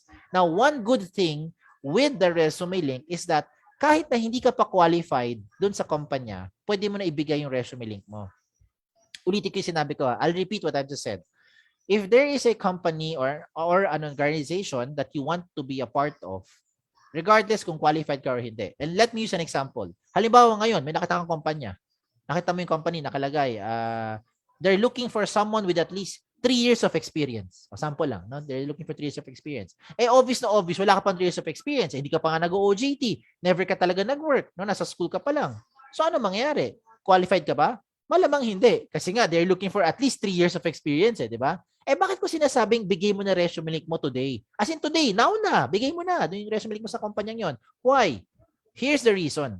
Number 1, pagdating ng 3 years from now, and my assumption is this year you start to work. Halimbawa lang, you start to work this year. By 3 years later, by 2025, meron ka ng 3 years of experience. So probably qualified ka na doon sa position, di ba? And yung position na yun, baka nag-reopen na ulit kasi people move around and companies also expand their operations. So possibly they'll be hiring for more of that type of qualification. Now, another thing na mas maganda pa is when you submit your resume link today, doon sa kumpanya na yon, baka hindi mo kailangan antayin yung 3 years. Baka in the next few months or maybe in 1 or 2 more years, magkaroon ng ibang mga vacancies na nagmamatch sa profile mo at pwede ka na nila kontakin. O, di ba? O, see? Yan yung kagandahan ng resume link. Di ba? Submit mo na siya ngayon. Basta update ka na lang real time from your end. Another thing that you normally do is you send your resume via email. Tama? O, yung mga nakikinig ngayon, mahilig kayo mag-email, di ba? O, pag nag-email kayo, ano gagawin nyo? Ganito ba ginagawa nyo? Sample lang, sample. Shout out tayo sa mga friends natin sa Schneider. Okay? Kasi I know they're also here. Sample lang ha, shout out tayo, promote natin sila. So gusto mo mag-apply sa Schneider, ano gagawin mo? Write ka ng email. Dear HR Manager of Schneider, sample lang, I'd like to apply for the following position and this is my resume. Ano gagawin mo? Normally, traditional setup is that you will attach your doc file, PDF file, or Word file, or whatever file. I-attach mo yan. Tama? Wala namang mali sa ganung paraan. Pero ang tawag ko dyan, pampabagal, makaluma. Okay? Traditional, pampabagal, makaluma. Hindi ko sinabing mali. Okay? Sinasabi ko lang, traditional, pampabagal, makaluma. Bakit? Because you don't need to attach anything anymore. Okay? You don't need to attach anything anymore. Write the same email pa rin. You want to apply to Schneider?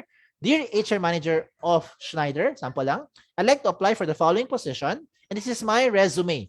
This time around, you just type your resume link. Example lang, in the screen I'm showing you, Antonio Juan de la Cruz, jobs180.com. I hope to refer you soon. Thank you. Send. Tapos na. Whatever information you need to attach, you don't attach anymore dun sa email.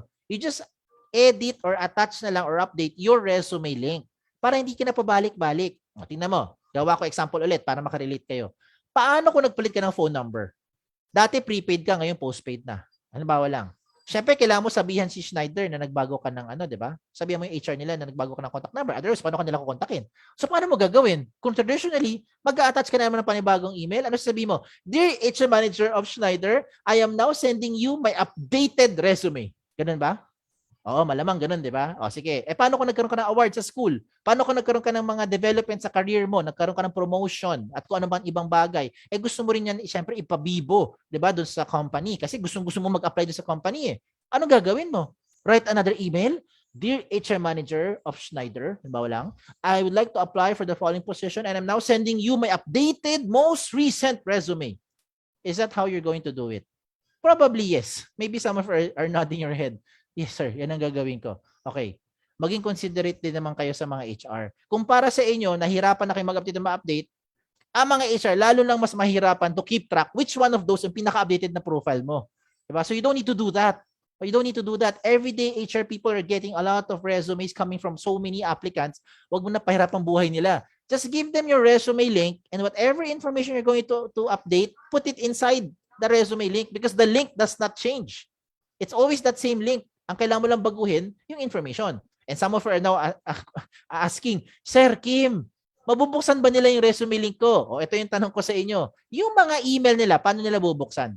'Di ba online naman dapat ang isang company or isang tao dapat naka-online, 'di ba? Pag online ka, bukas mo email, click mo lang yung link, mas mabilis, 'di ba? Click the link. That's it. It gets redirected now to your resume link. So you don't need to download, you don't need to worry about kung mayroong bang virus itong pinadala ng aplikante, which I hope you don't send any viruses naman sa mga HR, 'di ba? So ang dami pang kailangan, compatible ba yung file na pinadala, 'di ba? Wala nang ganung pahirap sa buhay. Okay? So, gets you na. Another one. Some of you would like to apply using paper resume. Talagang traditional, no? Papel talaga iaabot. Ay, again, walang mali dyan. Wala ko sabing mali. Sabi ko lang, may option kayo na gusto mo gamitin ng papel. And this is the good news. The resume link can be printed. Pupunta ka lang sa dashboard ng account mo and you can print your resume link at mamimili ka lang kung 1-column or 2-column version. Either way, the system will try to compress everything into 1 page para maginhawa ang buhay. Di ba? Kahit paano hindi ka na magagastos ng marami. Kasi may iba sa inyo, ang resume nyo, isang set, mga 2 or 3 pages. So this time, i-compress na lahat into 1 page na lang. O, di ba? Now, another option. What do you do? Kung gusto mo talaga mag-print ng resume, ito recommend ko. Mag-print ka ng tinatawag na resume link card. In our language, sa mga linggo na mga nagtatrabaho na, tawag namin dyan, business card. Kayo pong mga nag-a-apply pa lang, tawag dyan, resume link card. Bakit resume link card? Okay, in one small piece of paper, okay, not one small piece. In one short bond paper or one long bond paper, you can create your design. You can make multiple sets of card. 10, 20 sets of card. Ikaw bahala kung kahit gano'ng karami yung gusto mo gawin. At tapos pag na-print mo na, cut mo ngayon, gupitin mo. Look at the sample I'm showing you. I took this picture way back 2012 or 2014. Pumunta yung aplikante sa kumpanya. Ma'am, pwede mag-apply? O sabi ng HR, yes. Do you have your resume? Sagot na aplikante, eto po ma'am, here's my resume. O, inabot na yung kanyang maliit na resume link card. Sabi pa nga nung HR ng time na yun, kaya nga pinicturean ko eh, video ko pa yan. Sabi nung HR, what is this? Kasi hindi niya alam eh, di ba? What is this? Sabi niya, ma'am, that is my resume po. You can type it with any browser. Makita niyo po yung information ko at kung may kailangan kayo from me, I can easily upload it there. Di ba? Nung narinig to ng HR, tuwa pa siya. Sabi niya, uy, okay wala lang akong bibitbitin sa damakmak na papel. Imagine, I don't have to bring back so many papers. Di ba? Ano nangyari sa papel na yan? Baka mabasa pa, baka maulanan pa, or liparin pa ng hangin. O, di ba? O, see? So, yan yung maganda. Now, hindi lang ito about cost efficiency. Hindi lang to tipid. Kasi nga, sa isang small bond paper or long bond paper, you can make 10, 20 sets of cards. So, tipid na yun eh. Diba? Hindi ka na kailangan mag-print ng 10 long bond papers pa mag-apply ka sa 10 companies. Diba? Isa na lang. Pwede na. Now, another good thing pa dito sa resume link card is secure the information mo. Mas secured. Bakit? Kung nilipad yung iyong papel, yung traditional paper mo, yung one long bond paper mo na resume mo, nilipad ng hangin, Hindi mo kasalanan yun, di ba? Kasalanan ng hangin kasi nilipad eh. Okay, may nakapulot. Sino may nakapulot? Di ko kilala. May nakapulot. Alam na nung taong yun, yung buong details mo. And you can't deny it. Di ba? You can't deny it. Nakapulot yan. Alam niya buong details mo kasi nga nakalagay doon lahat, di ba? Oh, hindi secured. Pero kung nilipad yung resume link card mo, nilipad, ang laman lang naman ng resume link card mo, halimbawa nilagay mo lang, resume link mo lang, you control the privacy settings. So whoever picks up that paper, types it sa browser, whatever browser they're using, they are limited to your privacy settings. Ikaw may control niyan, real time. O, di ba? Mas secured, mas kampante, mas may peace of mind. Diba? Okay, tuloy natin. Most of you are using gadgets nowadays. Napansin ko lalo na nung nagsimula yung pandemic, wala na yata nag-a-apply using paper. Kung meron man siguro probably very few na lang, no? Very, very few. Pero most of the applicants right now are using gadgets. So, take advantage of the technology. You can use your gadget. Now, wag niyo akong gawin dahilan sa mga magulang niyo para bumili ng pinaka-latest gadget. Okay, hindi ko sinabi 'yon. Sabi ko lang kung meron, gamitin, 'di ba? Make use of what you have, okay? Kung ano man meron. At kung sakaling wala ka talagang gadget, no problem. For as long as makakahiram ka man lang ng gadget, makagawa ka lang ng resume link, then you're good to go. And how will you use your resume link? You can write it down on the registration forms. Yan, di ba? Parang contact tracing, imbis na marami sinusulat, name, email, phone number, address, course, gender, height, weight, postal code. This time, hindi na kailangan sulat lahat. Sulat mo lang doon, name, resume link. Tapos na. O, para apply sa kumpanya, yun lang sulat mo. Di ba? And I'm sure the HR, they have internet connection. Sa panahon ngayon, yung mga kumpanya, sa tingin ko lang, ay meron ng internet connection. At kung wala silang internet connection, baka mapaisip ka na kung mag-a-apply ka pa doon sa kumpanya o hindi. Di ba? Malamang di ka na mag-a-apply. Okay? So, yan lang, kasimple. Okay? Importante, kayo ang may control. Sino bibigyan mo ng resume link nyo? So, recap na lang tayo para we can proceed na to the next item. Checklist na lang po ito. Are you using the right tool? For me, the resume link is the right tool for you to use. Bakit? I don't want to be biased. Okay? I know, I'm speaking because I'm from Jobs on 80, so I sound like a little biased. Pero look at it objectively. This is how I look at it. Number one, privacy settings. Ikaw may control, 100%. Diba? Real-time update. Ikaw pag gagawa, anong gusto mo dagdag bawas na information. Ikaw may control. Doon pa lang, check. Pangalawa, speed of hire becomes faster. Whatever information you need the HR to see, whatever the HR needs from you, you can easily take a screenshot, take a picture, attach it there. Tapos na, real-time update na. Hindi ka na babiyahe, pupunta para magpadala. Diba? Next, flexible in terms of printing your resume. If you want to print your resume link, you have the freedom to print it, either 1-column or 2-column version. Pero kahit ano man piliin mo sa column version na yan, ipiprint niya, i-compress niya into 1 page na lang. O, diba? Kung gusto mo lang talaga ng hard copy. But then again, I recommend use the resume link card para mas tipid na, mas secured pa. And lastly, wala tong gastos. Libre po ito. Okay, libre. Wala tong gastos ang gumawa ng resume link. Well, if some of you are reacting, you need the internet connection. Of course, I agree. No, you need internet connection. If you need some data, then try to be resourceful. Baka may libreng wifi. Mag-connect na lang muna tayo. No? Libre naman. Okay? So, marami tong benefits. You don't need to save it sa mga USBs or hard drive. Baka mawala pa yan. And I don't recommend that you use your USB sa mga public computers. Never ever use that. Maraming mga system right now, pag sinaksak mo USB mo sa mga public computer, kina-capture nila lahat ng information mo dun sa loob ng USB. Baka kung ano pa laman ng USB mo, di ba? O, wag na. Huwag mo nang gawin yan. Okay? You can share this to whatever platform. Gusto mo i-share sa Messenger, sa Viber, sa text, sa email. Ikaw may control kung sino bibigyan mo ng resume link mo. And lastly, wala itong compatibility issue. Lahat compatible. Pwede. No? Whatever you're using, Android man yan, iOS, anything pwede. Okay? So shoutout lang ako sa lahat ng school partners natin. By the grace of God, meron na po tayong more than 400 plus colleges and university partners nationwide. And at this point, we'd like to thank the organizers of this event, sila Engineer Flora Quindo, sila Ma'am Jane Pulma, and everyone else no dito po sa ARCDO. Salamat po sa patuloy nating pag-support sa resume link para ma-educate natin yung mga PUPians about this tool. And it doesn't stop here. You guys who are listening, if you have friends, you have relatives that you think would benefit from using this tool, by all means, please share this to them. Wala tong bayad, and be a blessing to others. Okay? Be a blessing to others. Now, last item here in my slide is the Q&A, no? Frequently asked question. Kasi kadalasan ito yung matanong sa akin ng mga aplikante. So, linawin ko na yung mga tanong, no? Para lang masagot ko na. At kung sakali may tanong pa kayo, later, tanungin nyo lang sa akin, no? Pag nag-live Q&A tayo. So, unang tanong, pwede ko bang gamitin ng resume link sa mga kumpanya na hindi naman kilala yung jobs180.com? The answer is absolutely yes. For as long as they know your exact link. Okay? You have to give it to them. Second question, pareho ba ito sa ibang job site, kagaya ng JobStreet, LinkedIn, any other job platform? The answer is no. May dalawang pagkakaiba. May dalawang pagkakaiba. Let me use JobStreet as an example. Sample lang, okay? If you're using JobStreet na resume, pwede mo lang gamitin yan sa mga kumpanya na gumagamit din ng JobStreet. Pag ina-apply mong kumpanya, hindi gumagamit ng JobStreet, hindi mo na rin pwede gamitin yung JobStreet na resume mo.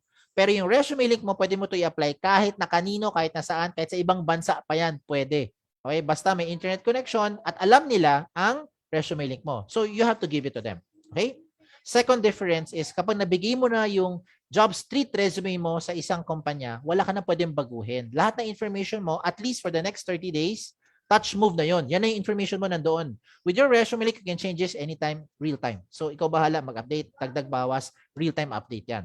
Number 3 question is the easiest question. Can I keep my information secured? I hope by this time, kayo ay na-convince ko na ito na pinaka-secured na platform.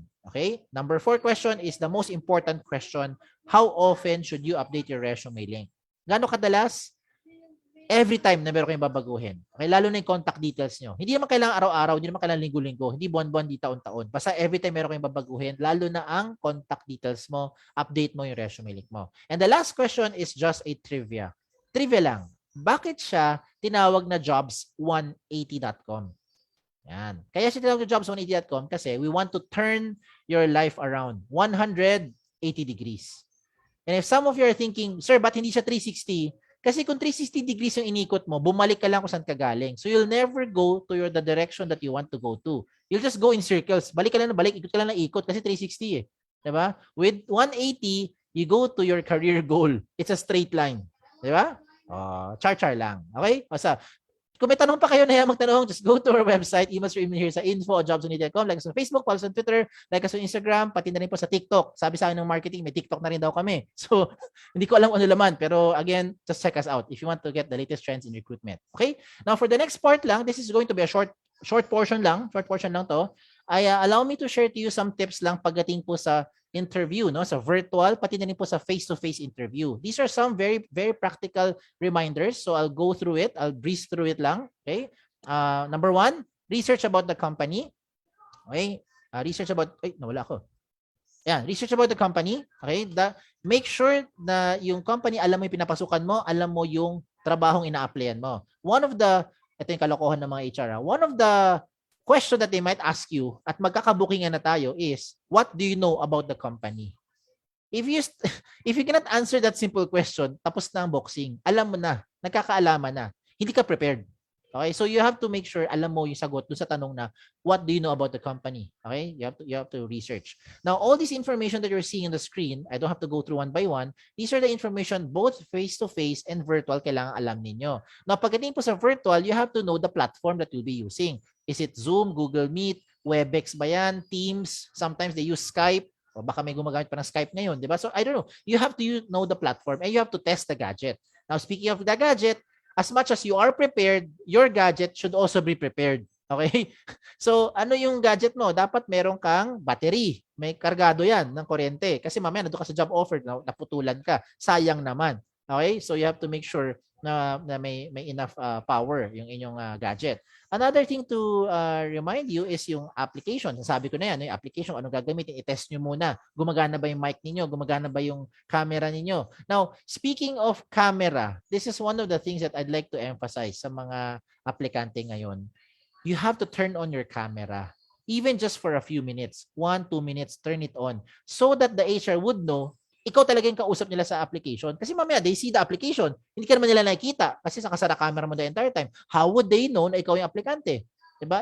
If you can open it the entire time, even better. But if you cannot, at least open it for a few minutes and then ask permission na hindi mo, because of whatever excuses na sasabihin mo, kasi nga may internet connectivity issue, blah, blah, blah, then you have to turn off your camera. Okay?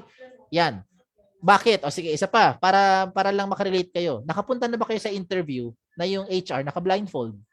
Nakapunta na ba kayo sa interview? Ako sa tagal ko sa HR, never ako nakita ng interview na yung aplikante pumunta naka-blindfold. Okay? So, ganun din yan. Okay? Ganun din yung setting sinasabi ko. Nagkataon lang, bis na face-to-face, napunta lang tayo sa virtual.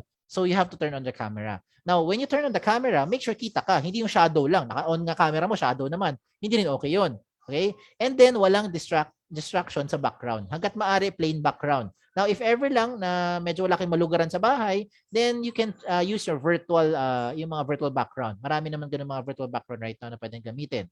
Ang importante rin dito, yung internet connection nyo. Kung saan may pinakamalakas na signal, dun ka na. Kung sa bubong ang pinakamalakas, pumunta ka na sa bubong, kapit ka lang para hindi ka mahulog. Okay? So, you get what I'm saying. Okay? At then, pagdating sa mga ingay, yung mga background noise, meron yung controllable at non-controllable. Ano yung mga controllable? Yung mga kasama mo sa bahay, di ba? Kung kumakain sila, maingay, pwede mong paunahin na silang kumain or sabihin mo, mamaya sila kumain after the interview. Okay, para hindi lang maingay. Or ano pa yung mga uncontrollable? Ang uncontrollable naman, yung mga tipong may dumadaan ng motor na naka-open muffler, maingay yung background. Sometimes naman, di ba, may mga mangyayari, may tumitilawak na manok. Di ba? So hindi mo control kasi hindi mo manok yun. Manok yun ng kapitbahay nyo. So okay lang yan. That's part of our our virtual world right now. Okay? So you have to prepare your gadget. Okay, next. Do not be late and do not be on time. Pag sinabi do not be late, obviously, when you're late, you lose the opportunity. When you're on time, wag yung sakto lang sa oras. Try to be there mga 5 to 10 minutes before the meeting time. Okay? Another thing na gusto ko share sa inyo, yung kalokohan ng mga aplikante, ito yung pagdating sa pananamit. When you go to the interview, never ever wear yung mga super flashy outfit. Okay? Alam ko na miss nyo na lumabas, yung mga pang outfit of the day ninyo, hindi ito yung proper channel. Okay? So never ever wear something that will make the HR remember you for what you were wearing, no? Instead of how you perform doon sa interview. So yung mga may dangling earrings dyan, kung ano may mga ibang very flashy, please make sure huwag nyo gamitin yan doon sa interview. Instead, keep it simple. Simple lang, no? Sa mga ladies na nakikinig, wear your blouse. If you have your blazer, I recommend you put your blazer on because whatever you're wearing inside, when you wear your blazer, lume-level up in the thing. Okay? So make sure then you wear something inside. Mamaya blazer lang suot nyo. Ha? So hindi rin pwede yun. Okay? You wear yung blazer nyo at saka blouse nyo. Okay? Now, sa mga ladies naman na gusto mag-dress, pwede kayo mag-dress. Basta lang hindi siya see-through. Hindi to party dress. Okay? Huwag kayo mag-dress tapos suot nyo plunging. Lalo na kung face-to-face setting. Never ever do this. For virtual, I also don't recommend because it doesn't look appropriate, no, for that occasion, for the interview. Avoid wearing statement shirts, yung mga t-shirt na may nakalagay dyan. Real women drink beer, sample, no? Kasi baka kayo ay ma-misinterpret ng HR. Baka sabihin ng HR, uy, nakikipag-inuman yata tong babae or tong aplikanteng to. Diba? So, gets mo? Basta ganun, try to avoid ganung klaseng mga outfit. Now, for the gentleman who's listening right now, keep it lang din, basic.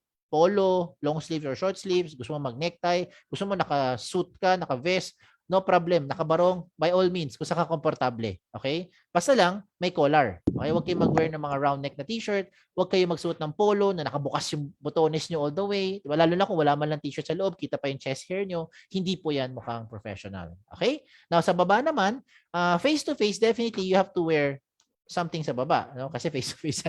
Sa virtual, yan ang maganda. You don't have to wear anything sa baba. Whatever you're wearing, naka-shorts ka or whatever, nakapambahay, hindi naman nakita sa camera yan. Okay? Now, if you're going to wear naman din yung complete outfit nyo, ang recommend ko sa mga ladies, wear your skirt, no? Or wear your pants. If you want to wear your pants, you also look professional. Either way, okay lang yan sa mga babae. Sa mga lalaki, do not wear your skirt.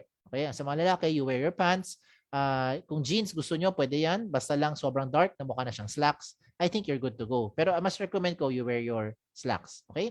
And last 2 slides na lang po ito. This is a reminder for those na may mga mannerisms. Whether face-to-face yan or virtual, avoid itong mga very distracting na mannerisms. Una sa lahat, never take that call unless it's a matter of life or death situation. Then yes, you take the call. The HR will understand. Pero kung hindi, do not be distracted with those phone calls coming in. Slouching. No? Pag sa opisina, minsan ang sarap umupo doon sa sofa ng ng opisina. Minsan nasa slouch ka na habang in-interview ka. Lalo na sa bahay. Kung virtual setting, minsan iba nga in-interview ko ang aplikante, nasa kama, nakasandal.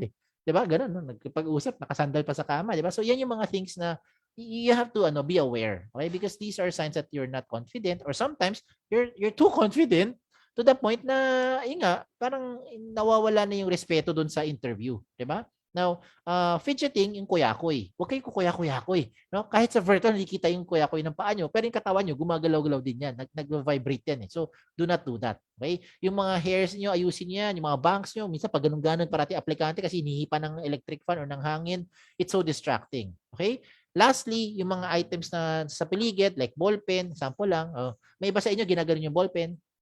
Diba? Pag virtual, tinatago pa yung pag ganun, okay lang, hindi nakikita. Pero pag tinitik-tik mo yung ballpen, kahit saan mo itago yan, maririnig yan. Okay, so these are little signs that that makes the HR know that you are not confident. Okay, so avoid itong mga pinapakita ko. Now, last item I want to share with you is yung kalokohan ng mga HR. Yan. Anong kalokohan ng mga HR? Pag din sa interview, ito yung mga pinatatanong nila. Okay? So, sinabi ko na itong research kanina. Baliktad yata yung slides ko. So, ni-remind ko lang ulit, no? Research about the company when you go to the interview. So, these are the questions that HR would normally ask pagdating sa interview. Write this down, take a picture, practice them at home. Okay? The last slide na na-cover ng aking Zoom icon, that is what is your expected salary? Yan. I'm very confident one of these questions will come out in your next interview. So, you write this down, take a picture, screenshot, practice. Bakit? Panahon pa ng lolo natin, ang mga lolo-lola natin, panahon pa nila, tinatanong na yung question number 1 na yan. Tell me something about yourself. At sigurado ko, panahon ng mga apo natin, yan pa rin yung tatanungin sa interview. Tell me something about yourself. Okay? Hindi yan nawawala, hindi yan nagiging out of fashion. Okay? Lagi yan nandyan sa mga interview. It could be a different way of asking, but it would mean the same way. No? Anyways, it's the same way pa rin, same thought pa rin yung gusto malaman ng HR from you. So you have to practice that. Pag tinatanong ng iba naman about what can you contribute to the company, huwag kayong magulat, hindi ito contribution in terms of ambagan. Okay? Contribution sa skills nyo dun sa company. Why are you applying for the position? Tell them the real reason. Diba? Kung yung reason mo is dahil sa tapat lang ng bahay na ninyo ang opisina, then sabihin mo, para tipid po ako sa pamasahe, tipid po ako sa lunch ko kasi uuwi lang ako sa bahay, kakain, tapos babalik ako ulit. Hindi pa ako malilate. O, diba? You tell them the real reason, kung ano man yung reason why you're applying. And then, why do you take up your major? Tell them the truth. Diba? Yan ba talaga yung gusto mong major or napilitan ka lang kasi yan ang available sa school right now, or maybe yan ang gusto ng magulang mo at kung hindi yan ang pinili mo, ikaw magpapaaral sa sarili mo, di ba? You tell them whatever is the real reason. Now, remember sa interview, do not fabricate information. Okay? Dinaanan na yan ng mga HR, yung dadaanan nyo pa lang. Okay? So, sinasabi ko nga sa inyo, yung iniisip nyo kalokohan, nagawa na yan nung i-interview sa inyo. Kaya wag nyo nang pag-isipan pa. Okay? Na kung paano nyo iikutin pa yung utak ng HR o yung pabulahin nyo pa yung HR. Kasi marami na rin sila nabola na before at sila rin malamang nabola na. Alam mo yun, parang kumbaga sa bihasa na sila dyan. Alam na nila yan. Okay? What are your strengths? What are your weaknesses? When I say strength, you use your skills, kung ano yung connected dun sa position na applyan mo. Okay? And then when it comes to weaknesses, hindi po ito about love life, hindi ito about family. Pag sabing weakness, these are about your areas for improvement. Okay? Yan, kung ano yung pwede mo pang ayusin. Walang perfect na tao sa mundo, kaya lagi tayong may areas for improvement. And then, what other companies have you applied to? Then that's something that you have to tell the HR as well. That's the reason why they're asking. Halimbawa, nagtanong ka sa Schneider. O again, shout out ako sa mga taga Schneider. Hi there, mga friends. Halimbawa, nag-apply ka sa Schneider. Tapos tinanong niya sa inyo, what are the other companies that you applied to? At sabi mo, I applied to East West Bank, Metro Bank, Citibank, China Bank, BDO. Sample lang, no? Matataka sila niya ngayon. Teka lang, bakit lahat na in-apply mo ibang kumpanya, bangko, tapos biglang napunta ka sa Schneider Electric? O, diba? So, again, you have to justify and tell them the truth. Bakit? Okay? Yun lang naman yun. And the last question there is about salary. What is your expected salary? Okay? Wag na kayo magpa-kipot pa. Okay? Sabihin mo yung totoo. Give a number and give a range. For as long as yung range mo is within reasonable range. Do not give something like, example lang, I'll give a good example. This is a good example. Halimbawa lang, what is your expected salary? As a fresh graduate, I expect to get, sample lang 13 to 15,000. 15 to 17,000. 17 to 18,000. 17 to 20,000. 20 to 25,000. 25 to 30,000. Nagigets mo sabi ko, may within reasonable range. Do not answer something like, as a fresh graduate, I expect to get 15 to 75,000. Di ba tipong, wow, saan galing yan? O diba? So, you have to stay grounded then and know your worth. Know rin yung company na applyan mo. Do your research. Okay? So kung may tanong pa kayo na gusto tanungin na hindi natin nasagot, feel free to send us a message here sa info@jobsonmedia.com, like us on Facebook, follow us on Twitter, like us on Instagram, pati na po sa TikTok for the latest trends in recruitment. Again, my name is Kim Chu. Don't forget yung baka Kim Chu lang maalala nyo. Nagsasabing isang magandang umaga sa inyong lahat. Thank you po. Thank you. Ayan. So just in case you have questions, baka ito na yung open forum portion. Nakamute si Ma'am Jane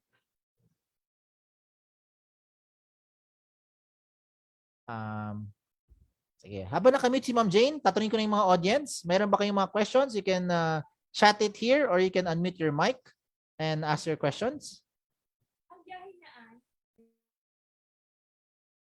Nakamute pa rin si Ma'am Jane. Sir, mukhang wala namang Yan. question. Okay. Thank you, Ma'am. Malinaw naman siya. Okay. So, tinitingnan ko rin, sir, kasi sa Facebook natin. So, wala naman siyang question. Guys, you can interact with our speaker po. You can raise your hand.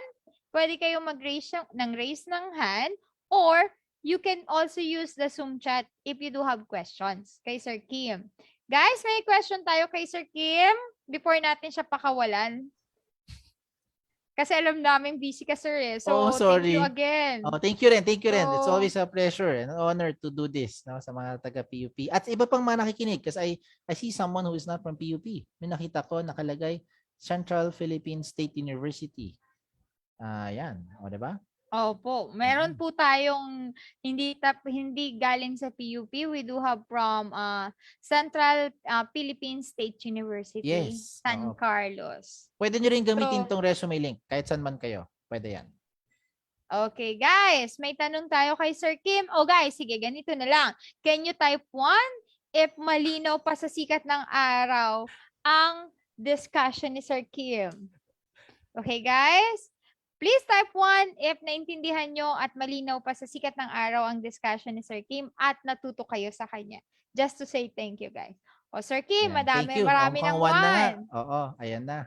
Okay. Salamat. Again, in behalf of the Alumni Relation and Career Development Office, maraming salamat, sir. Maraming salamat, Jobs 180.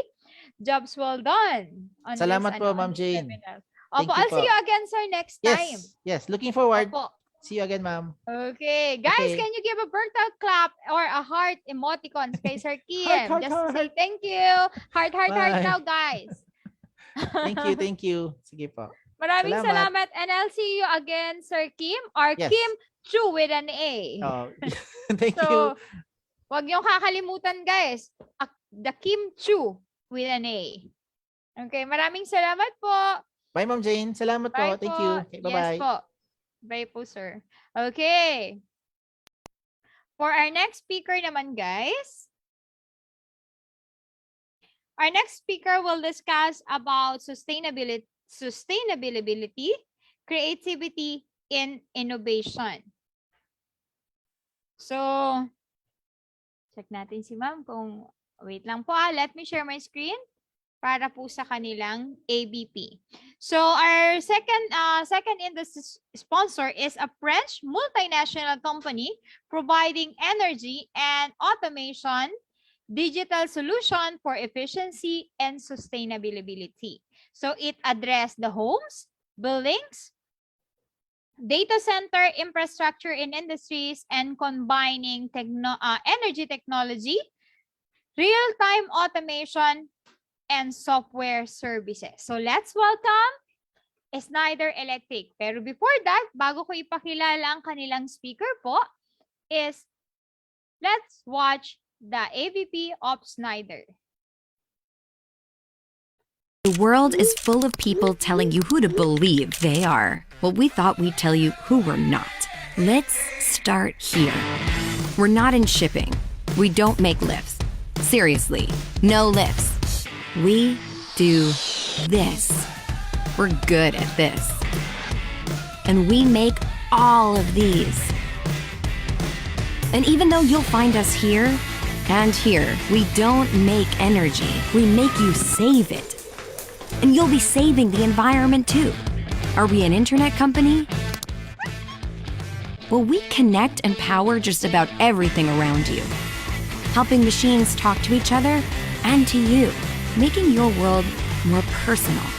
We're seeking out the big questions and answering them honestly. Like, how can we make the most of our energy and resources? Or can we make access to energy and digital basic human rights? We're real people, employees, developers, partners, investors, and inventors, all passionate about doing what's right. We're open. Humans of all sorts from all over, learning from each other and about each other. We're not here to save the world. It'll go on with or without us. We're here to be your digital partner for sustainability and efficiency, to ensure life is on everywhere, for everyone at every moment. Okay, so to discuss about sustainability, creativity, and innovation, let's welcome Ms. Mina Gracia Aguilon, Senior Employer Branding Specialist of Schneider Electric. Good morning, ma'am. Morning, ma'am. Thank you for Morning. the invite. So, good morning, everyone here on Zoom and on Facebook. So let me just share my screen lang.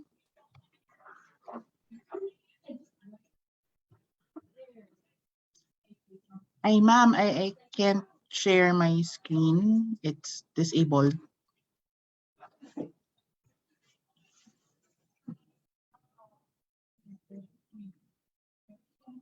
Okay na, ma'am. Can you check it po? Alright, let me try again.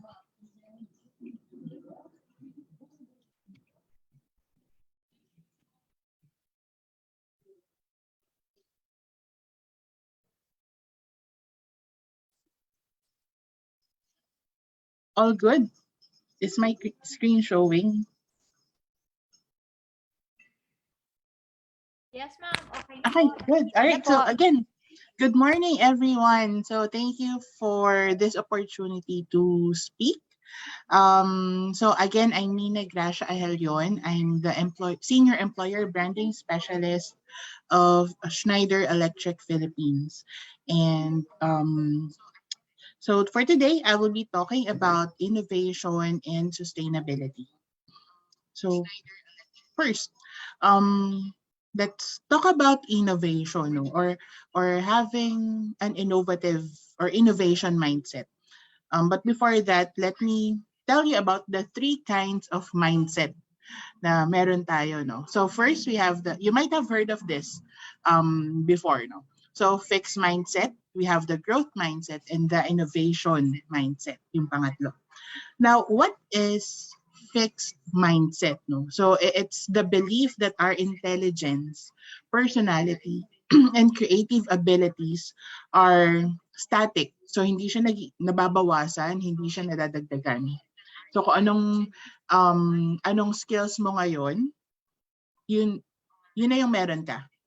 So a person with a mixed mindset believes na they cannot change their characteristics or get smarter no matter how hard they try. So kahit anong aral ang gawin nila, kahit anong practice ang gawin nila, with they believe na hindi na sila mag-i-improve. So that is fixed mindset. And second, we have yung sinasabi nating growth mindset. So this is the belief naman that intelligence can be developed and characteristics are malleable or flexible. So meaning, kapag as a student, kapag nag-aral ka na nag-aral, tatalino ka. So a person with this kind of mindset, no, with this growth mindset, believes na anyone can improve their characteristics and become smarter if they put in the effort and challenge themselves. Now, we have the third one, innovation mindset. So this is the belief naman na we can use our skills, intelligence, and characteristics to improve whatever situations we find ourselves in. So a person with this kind of mindset naman, they have this creative confidence in their abilities to solve problems and find better ways to do things. Now, in the next slide, I will give you example para mas ma-differentiate natin yung tatlo. Okay, so I will be showing you the problem and then paano ba siya i-approach ng someone with fixed mindset, growth mindset, and innovation mindset. So ito, medyo hindi na siya ganun ka-applicable since we all know naman na medyo patapos na yung pandemic and hopefully, matapos na nga very soon. But this is a very good example.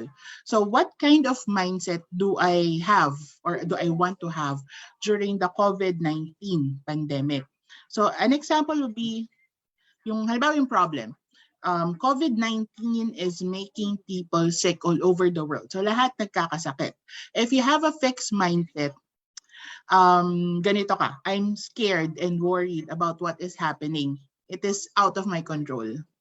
But if you have a growth mindset, you can stay well informed about the situation to understand how it impacts on me and my family. But if you have the innovation mindset, ang iisipin mo niyan, or yung view mo dyan is you can use the information and you can learn to make the most out of this situation. So another thing, or another problem, schools are closed and well, students are learning from home. So if you have a fixed mindset, parang sarado na yung isip mo. I can't learn if I cannot go to school. I can't learn virtually. But if you have a growth mindset, you think na you can keep on learning if you put the effort and stay motivated. But if you have the innovation mindset, iba yung nakikita mo. So I have a unique opportunity to learn and new skills, and try something I've never done before. So basically yun yung difference, no? Fixed mindset, growth mindset, and innovation mindset. So the difference between the growth mindset and the innovation mindset is, for growth, you see things in a positive way, pero lagi kang merong if, kung. Pero with the innovation mindset, you see this situation as an opportunity to do something new, to create something new. So another example, the COVID related. So the problem is we cannot do activities in groups. So this is before, no? If you have a fixed mindset, I can see my friends or do fun activities with them. But if you have a growth mindset, you can stay connected with friends if I put my mind to it.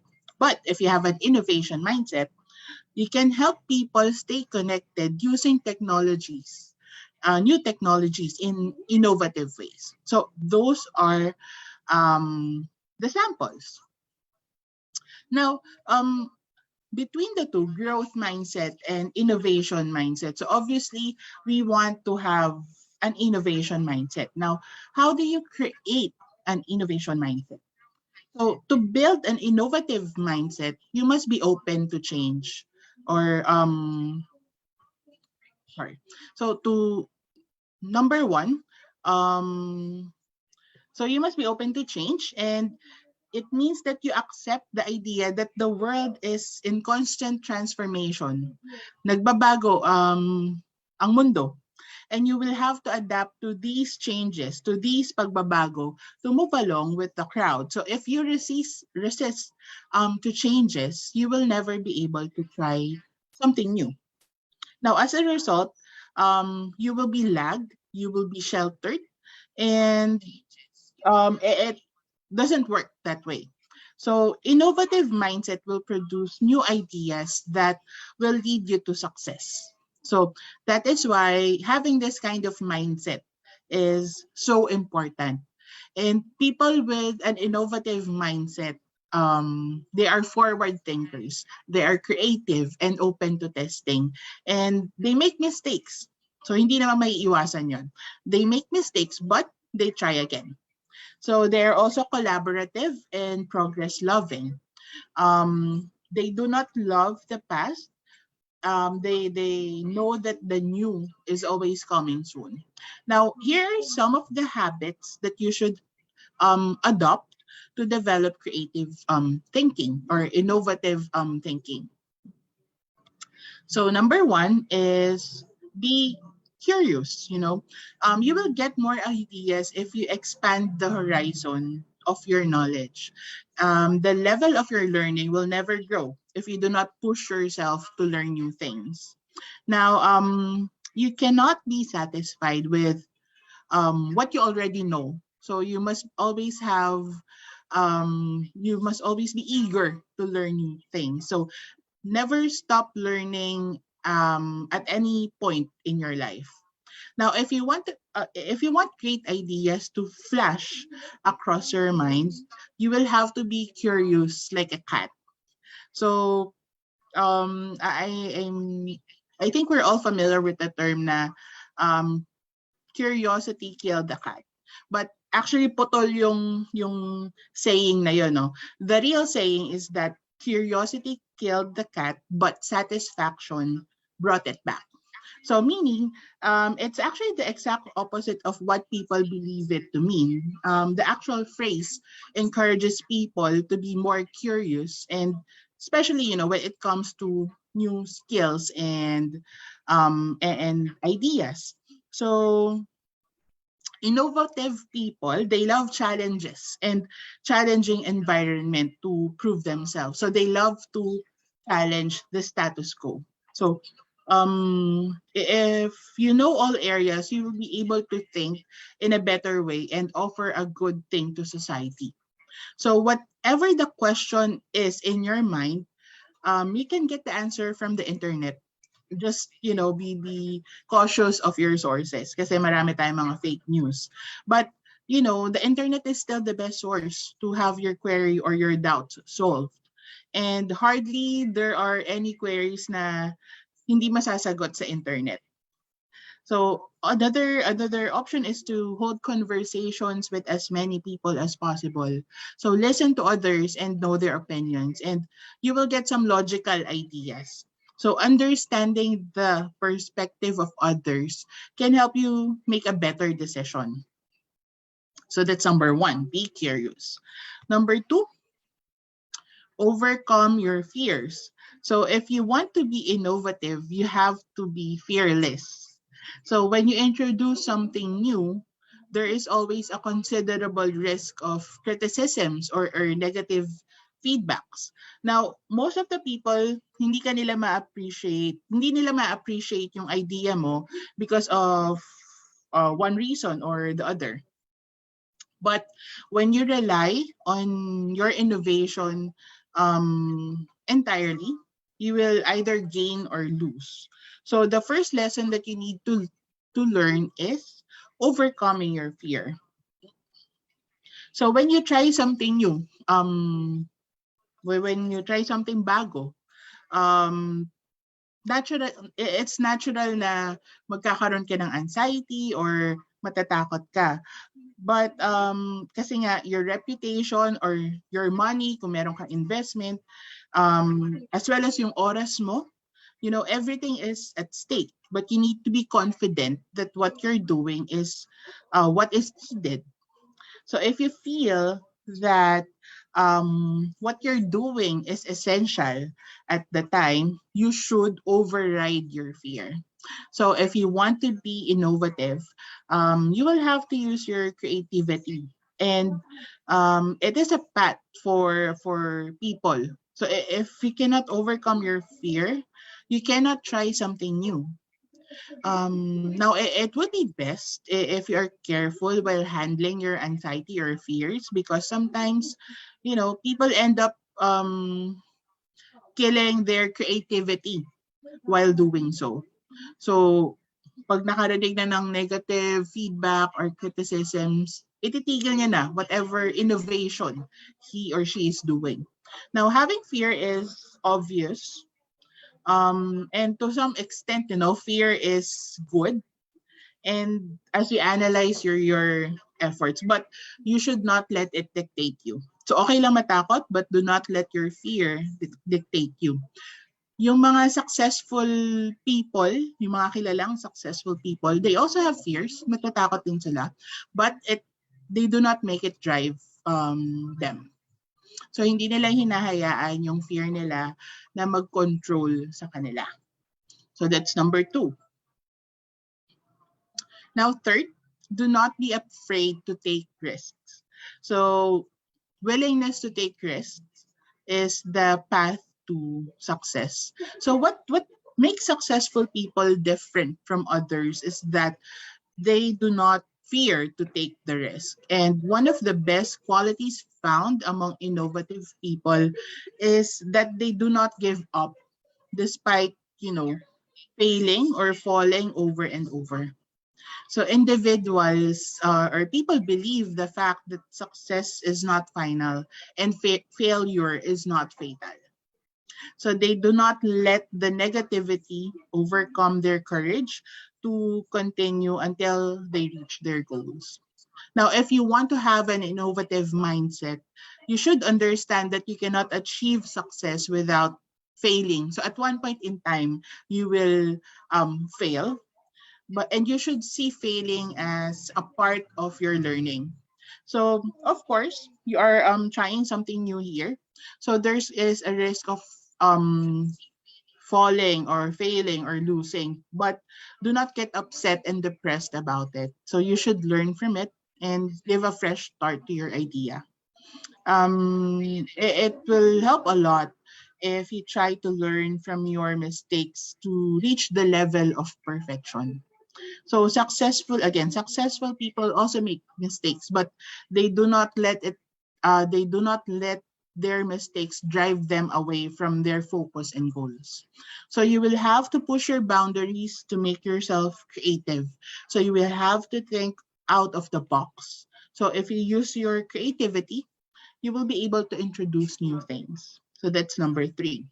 Number 4, you have to be persistent. So if you want to do something, you will have to be persistent with your approach. And no matter how many times you fail and how many challenges you face throughout this journey, um, you still have to be persistent. And persistence means you keep going on because you believe what you are doing is right and you will go places. So you will come across several people who will not appreciate your approach, and this is okay. Now, they will likely ask you to be satisfied with what you have. Na, okay ka na, yan na.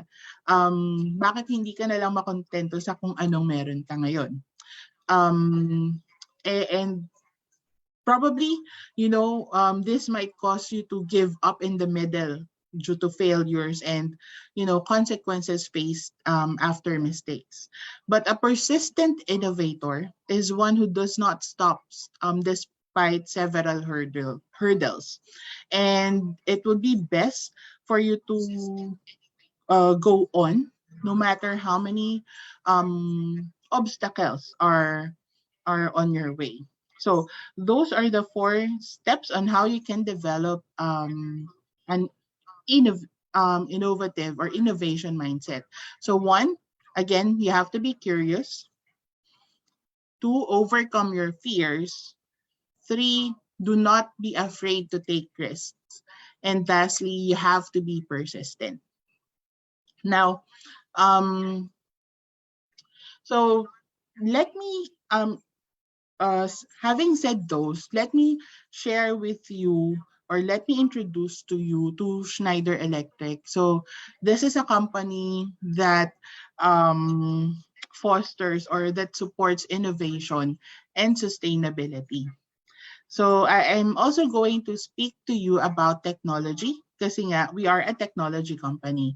And I am also going to speak to you about the value that we bring to the world, which are sustainability, efficiency, and resilience. So which is something that we've learned the hard way during the COVID-19. So for the past 2 years, diba, everyone is speaking, actually until ngayon, but not as much in the past 2 years. So everyone is speaking about COVID-19 and the associated recessions, loss of employment and all. Of course, we have to acknowledge the fact that COVID-19 is changing the course of our lives. But the first thing that it has done is that it has made us realize na we are vulnerable to natural phenomenon. And many of us are associating COVID-19 to the combined impact of urbanization, globalization, people density. And we know that the other expression of these two combined sayings is climate change. So the fundamental priorities, hindi pa rin siya nagbabago. And we know that behind the wave of COVID-19 is a huge, figuratively speaking, tsunami coming. So that's climate change, and we have to address it. So when you look again, when you look at the world today, everyone is speaking about COVID and everyone is focused on fighting COVID. But at Schneider, we believe that we shouldn't lose sight of the bigger problems in front of us. And for the past 20 years, our technology, our people, and our collective creativity are focused on fighting the very difficult equation of climate change. So at the end of the day, climate change is very simple naman. So it's all about carbon emission, and carbon emission is all about energy production and consumption. So that is where Schneider has a unique position where it leverages, where it uses technology to bring a solution. So at Schneider, our purpose is to empower all to make the most of our energy and resources, because it's all of us who need to make a difference. So at Schneider, we believe in technology, and we believe that technology can bridge progress and sustainability for all. So because at the base of the progress is access to a great quality of energy, and the foundation naman of sustainability is to make sure that we invent together different forms of energy that do not emit carbon. So at Schneider Electric, we call that life is on. So that means energy for all, which is a fundamental human right. And at the same time, zero carbon energy so that our planet has a more sustainable future. Now, I just want to share with you a few figures about Schneider very quickly. So our revenue is 20, just for you to appreciate how big, uh, for you to appreciate the size of Schneider Electric. So our revenue is 28.9 billion euros for 2021, and we have over 128,000 people on the planet in more than 100 countries. And I actually would dare to say that we are one of the most global companies in the world. And 40% of our business is in the fastest growing parts of the world, and this is called emerging countries. So I call those countries as the new economies of the world, and we are very dedicated to research and development. So we invest more than 5% of our revenues to research and development every year. So our mission is to be the digital partner of our customers in sustainability and efficiency. Now, what makes us different is that we are all over the world, and actually probably the most global and the most balanced company in the world. So our biggest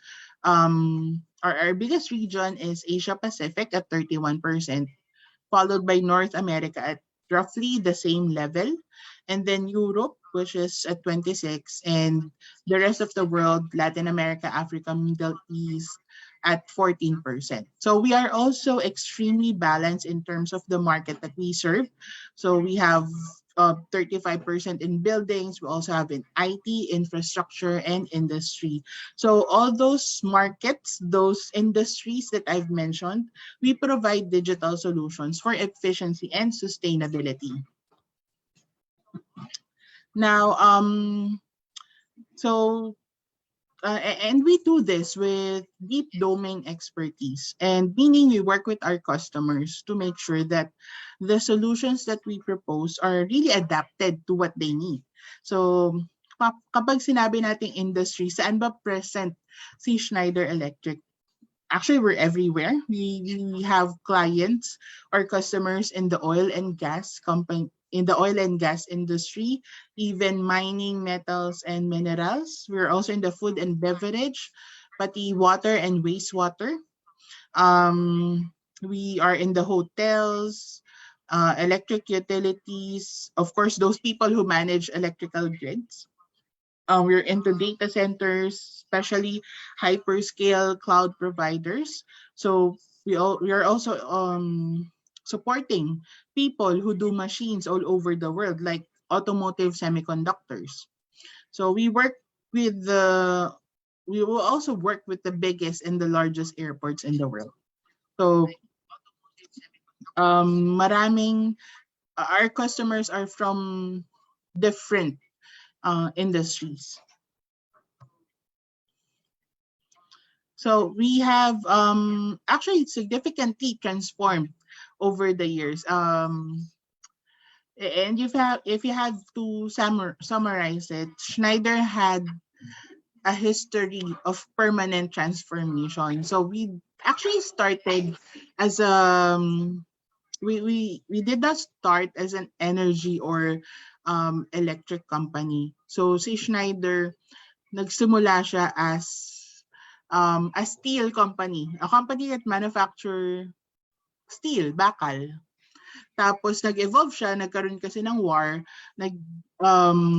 nag-transform si Schneider to an ammo manufacturing company. So Schneider saw that there was a need for ammunition during the time of war. So yun yung naging gano'n naman si Schneider. Hanggang sa eventually in the early 2000s until present, we're into, kasi we think that this is what is needed now. Support or services for sustainable solutions. So kaya naging ganito si Schneider naman.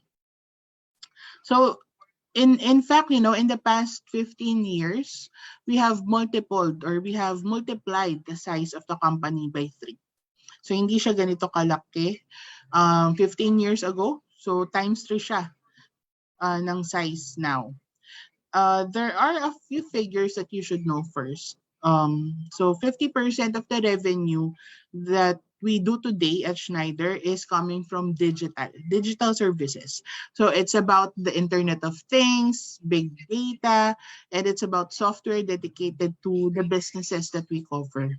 Now, 70% of what we do in Schneider is green business. So it means we help our customers be more efficient and more sustainable. And it's also very important to note, I mentioned this earlier, 40% of our business is in the emerging markets, so mga developing countries. So these are markets that are growing faster. This is the countries or the markets wherein buildings or cities are being built, and where we build the biggest factories and where the people are getting digitized the fastest. So that's enough about numbers, no? Our customers have become more aware of the dimensions of sustainability. So sustainability is already the capacity to keep operating your installations and the companies in difficult situations. But it's also the fact that our businesses have to become carbon neutral, or we have to trend to net zero. So you see, in Schneider Electric, we see sustainability as something very holistic. And we see that the time is now and that there is a need to take sustainability to the next level. So at Schneider, we play on both sides of the equation. So first, leading by example in our own ecosystem, and while also providing solutions for our customers and help them on their own sustainability journey. And we want to make sure that we lead in our industry in the field of sustainability. So we've been recognized in multiple manners for engagement in sustainability, and this benefits our customers. So in the past year, we have been named by Corporate Knights as the world's most sustainable corporation. So it's actually a historic moment for our company. And this is one of the most coveted rankings in sustainability. It's a great recognition of our long-standing leadership and positive impact.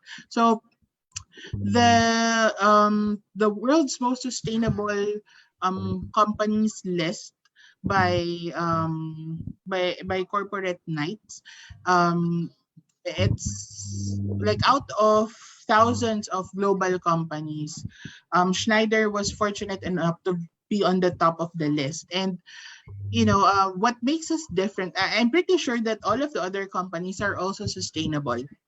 But what makes Schneider different is that aside from us being sustainable in our own practices, we also help our other companies or our customers be more efficient or be more sustainable in their practices as well. And I guess that is one of the main differentiators of Schneider Electric. So at Schneider Electric, we lead by example and we actually pledge to be carbon neutral by 2025, to have net zero carbon emissions by 2030, be carbon neutral by 2040, and net zero carbon emissions in our supply chain operations in by 2025, and net zero biodiversity loss by 2030. And we have made 6 long-term sustainability commitments. So these are aligned to deliver on the UN Sustainable Development Goals for a better and sustainable future. So our 6 commitments here. So um, these commitments will be framing our sustainability strategy, and this will drive our action and impact on sustainability for business, for the planet and people, covering all aspects of the environment, society, and governance. So at Schneider, we believe that great people make Schneider Electric a great company, and people on board Schneider, they come to work with us for 3 reasons. So first, what we do is very meaningful. So we help resolve things to digital, the equation of sustainability and climate change. And we are the digital partner of our customers in terms of sustainability and efficiency. And the way we do it is strictly aligned to the principles of ethics and compliance and the way of doing business of the United Nations and of the Global Compact. So not only do we do good things, but we do them well. And we want to be exceptional. We want to be exemplary in the way that we do business. So the second reason why people join Schneider, or why we all join Schneider, is that we want to work in an inclusive environment where people coming from all walks of life, from different countries, different gender, and from different origins. So everybody has an equitable and equal chance at Schneider wherever they come from. And finally, number 3, so we believe that great people make a great company. And great people can only make a difference if they can make decisions, if they are empowered to make decisions. So we make sure that the people at Schneider, wherever they are, they can be in charge of whatever they have to drive. And we walk the talk. So not only do we every day speak about that and make sure that it is corresponding to reality. We also measure ourselves outside. So we put in place policies to support this, and we make sure that we survey our people and our customers to make sure that we have put into place has really been effective on the field. So, talking about sustainability and innovation, so we actually have several programs for that. And number 1 would be Schneider Go Green. And in the past years, PUP talaga has always been a strong contender and sa Schneider Go Green. And they have been really active in participating dito sa competition na to. And si Schneider is a global business case, a global student competition for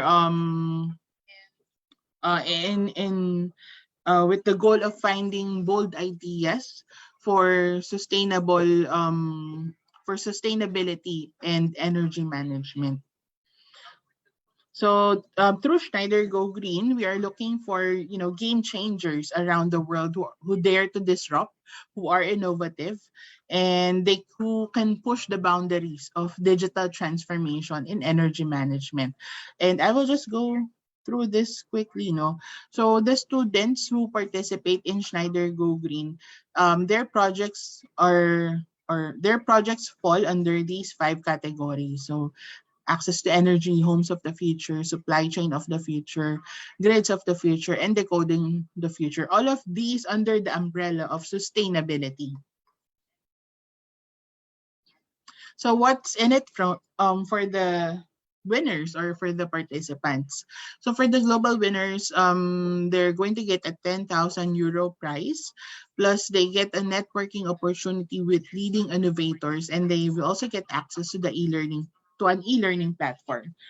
Now on the Philippines leg, they're going to win 100,000 pesos cash tax free, plus mentoring and coaching from business experts, and there will also be considered for internship and job opportunities. So unfortunately, Schneider Go Green 2022 is already closed, but Schneider Go Green 2023 is just around the corner and will be launched by September. So if you're interested, you can it's open to a team of 2 to 4 members. So you just have to be a bachelor's or master's student. Tapos you must be studying business, engineering, of course, marketing, and or innovation related studies.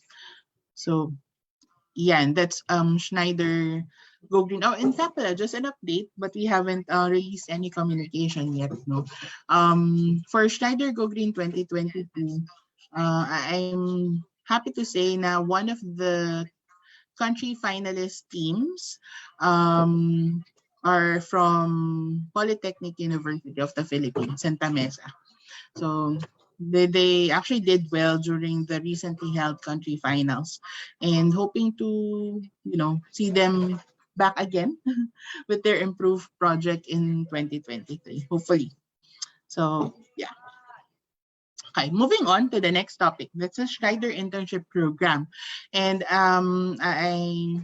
it's nice to know that students are now more are more interested in doing internships.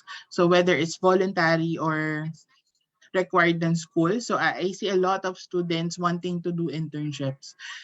So say Schneider Electric, we do offer a wide variety of internship opportunities across the company. And this is actually a good stepping stone or a good move to kickstart your career. So as part of our internships, you are empowered to learn and grow over a period of 3 to 6 months. So most of our internships fall under these categories or these businesses. So technology, strategy, sales, marketing, supply chain, and projects. And lastly, the Schneider Graduate Program. So this program consists of multiple rotations over the course of 24 months. And, throughout these rotations, you will be trained in different areas of the company so that you can develop a well-rounded skill set that will be useful for your future. So there is a tailored onboarding process to train you in each function and to ensure your success. So our graduate trainees, they receive a mixture of in-person and online training. Some as a group, tapos yung iba individually. Now, as a whole, we recognize yung strengths ng graduate trainee and how they can be best of use to make an impact, as well as always, enhance each team with your personal perspective. So in addition, we have opportunities for the graduate trainees to connect them with the leadership in the group. And, that includes, pairing with a mentor to help you acclimate to Schneider Electric and the energy transformation industry. So this is just a sample of a typical graduate program. So at Schneider, if you can see, madaming progress review. There's a lot of evaluation. Kasi in Schneider, we believe it's important to have an open and transparent conversations between managers and team members. And, throughout the graduate program, ito nga, you can see na there are progress reviews that will take place in each rotation to provide an opportunity to receive feedback designed to help with the graduate trainees development. And towards the end of the graduate experience, we will work with the graduate trainee to find their next step within Schneider Electric. So we will evaluate the business needs as well as the graduate trainee's strengths and interests to find the place where they can have the biggest impact. And for my last slide, we believe that companies have a very positive impact. And because when you think about it, companies attract great talent. So they have the scale of the number of people which allowed them to deploy their technology and their positive impact all over the world. And this is what we do in Schneider every day in more than 100 countries. And I'm always saying this to young talents. Well, you can join a startup, nothing wrong with that, or you can join Schneider. But, the difference is when you join Schneider, your ideas, your innovative ideas will be scaled out in 100 countries on a much larger scale and in a much faster way. So if you are passionate about what we are passionate about, which is, digital solutions for sustainability and innovation, please join us because what you will do can be done in many countries and it can be on a very large scale. So it's been a great pleasure to be with you today. Thank you again for taking the time to be with us. And now if you have any questions, I will be really happy to take your questions if there are any. So thank you very much and good morning again.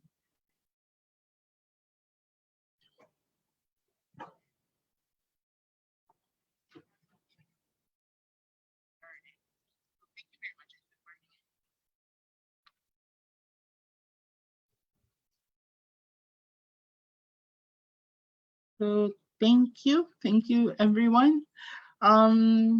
Yeah, if you have questions, just let me know. Maraming salamat, Ma'am Mina. Maraming salamat, guys. So, can you give Ma'am Mina a virtual clap? Okay, Thank you, guys? everyone. So, Ma'am, may tanong ako. May tanong po ba kayo kay Ma'am Mina? Guys? Lalo na yung mga nasa 3rd year and 4th year. Ma'am, open po ba ang Schneider for virtual OJT? Kasi at the moment po, virtual OJT pa rin po ang pwede ang OJT namin. Hindi pa po kami allowed for on-site. Yes, ma'am. So, wala pa po kaming face-to-face na OJT. So, allowed po ba ang virtual OJT? Paano po ba sila mag-a-apply? Ano po ba yung mga requirements, ma'am? Okay. There are some OJT positions or internship positions that are open to work from home arrangements. How to apply? You can go to our website, our careers page, www.se.com/ph. I think I can share naman the link. Can I? But anyway, I can share the link with you, ma'am. That is where students can apply. Kailangan lang resume. That's it po. Updated resume. Upload an updated resume. Yes, ma'am. Welcome din po ba kahit yung mga nasa Santa Rosa, Ragay, Lopez, Santa Maria, etc. branch namin? Yes, open. Opo. Open By the way, since it's may virtual. mga engineering din po kasi dun sa kanilang branches and campuses natin. So baka po pwede sila. At least, di ba, yung network din nila, malay natin in the near future, sa inyo talaga sila mag-apply. So at least meron na silang training. Very much welcome, ma'am. Aside from going to our website, they can also reach out to me via email. So that's hiring@se.com. So madali lang tandaan, hiring@se.com. Okay, let me repeat. It's hiring at se.com. Okay, so guys, yun daw po yung pwede nyong ma-reach out si Miss Mina. So kahit hindi po natin i-type sa ating chat box, at least pwede natin siyang pwedeng balikan ng ating mga viewers sa Facebook. Okay, so guys, may tanong po ba tayo kay Ma'am Mina? Okay? So, expect nyo may mag-a-apply po sa inyo siguro not just a part-time interns but also a full-time. Looking forward. Opo. Ma'am, okay lang daw po ba kahit hindi pa sila board passer? Yes, definitely yes. Hindi naman requirement kasi yung, especially for our graduate program, which is designed for fresh graduates, hindi required ang licensure.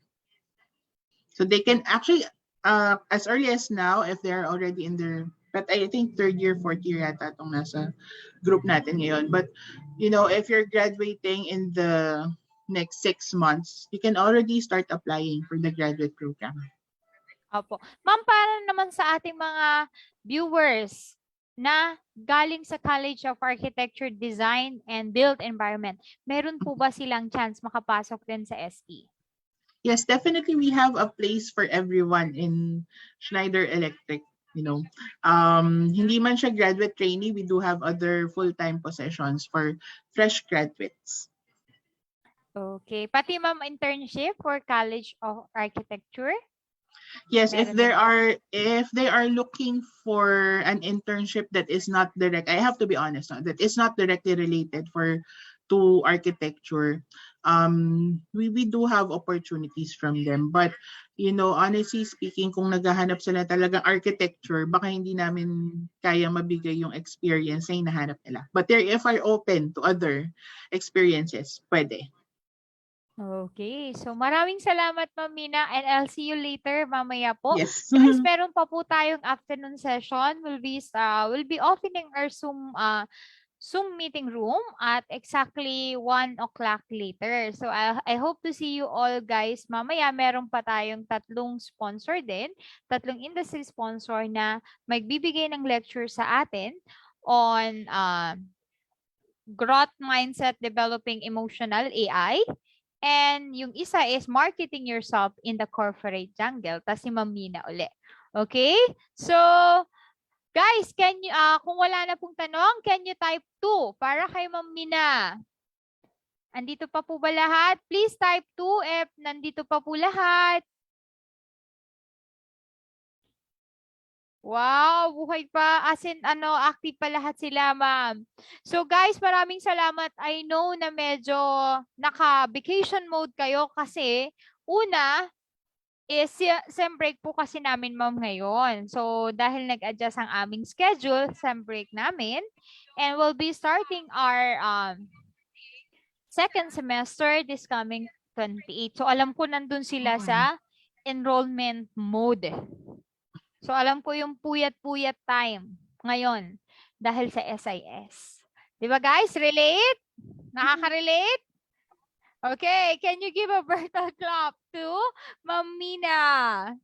Okay. Again, this is Professor Jane S. Pulma from the Alumni Relation and Career Development Office. Ma'am Mina, maraming salamat and taking your time off and sharing your expertise and knowledge on our and attending this year-round career development webinar of the Alumni Relation and Career Development Office. By the way, guys, the link for your digital certificate is already posted at the Zoom chat, and it will also be posted at the PUP Career Center Facebook page. So, guys, click na lang po yung link na nandyan po para makakuha kayo ng e-certificate nyo, and it will be available 2 to 3 weeks after the conduct of this webinar. Make sure that you enter the correct email nyo, email address, and at the same time, pangalan po. Para po dumating yung certificate sa inyo na tama po ang pangalan at nasa tamang address din. Okay po. So again, I'm Professor Jane S. Pulma from the Alumni Relation and Career Development Office, signing off. Arigatou gozaimashita. Thank you, guys. So, play na po tayo ng PUP hymn.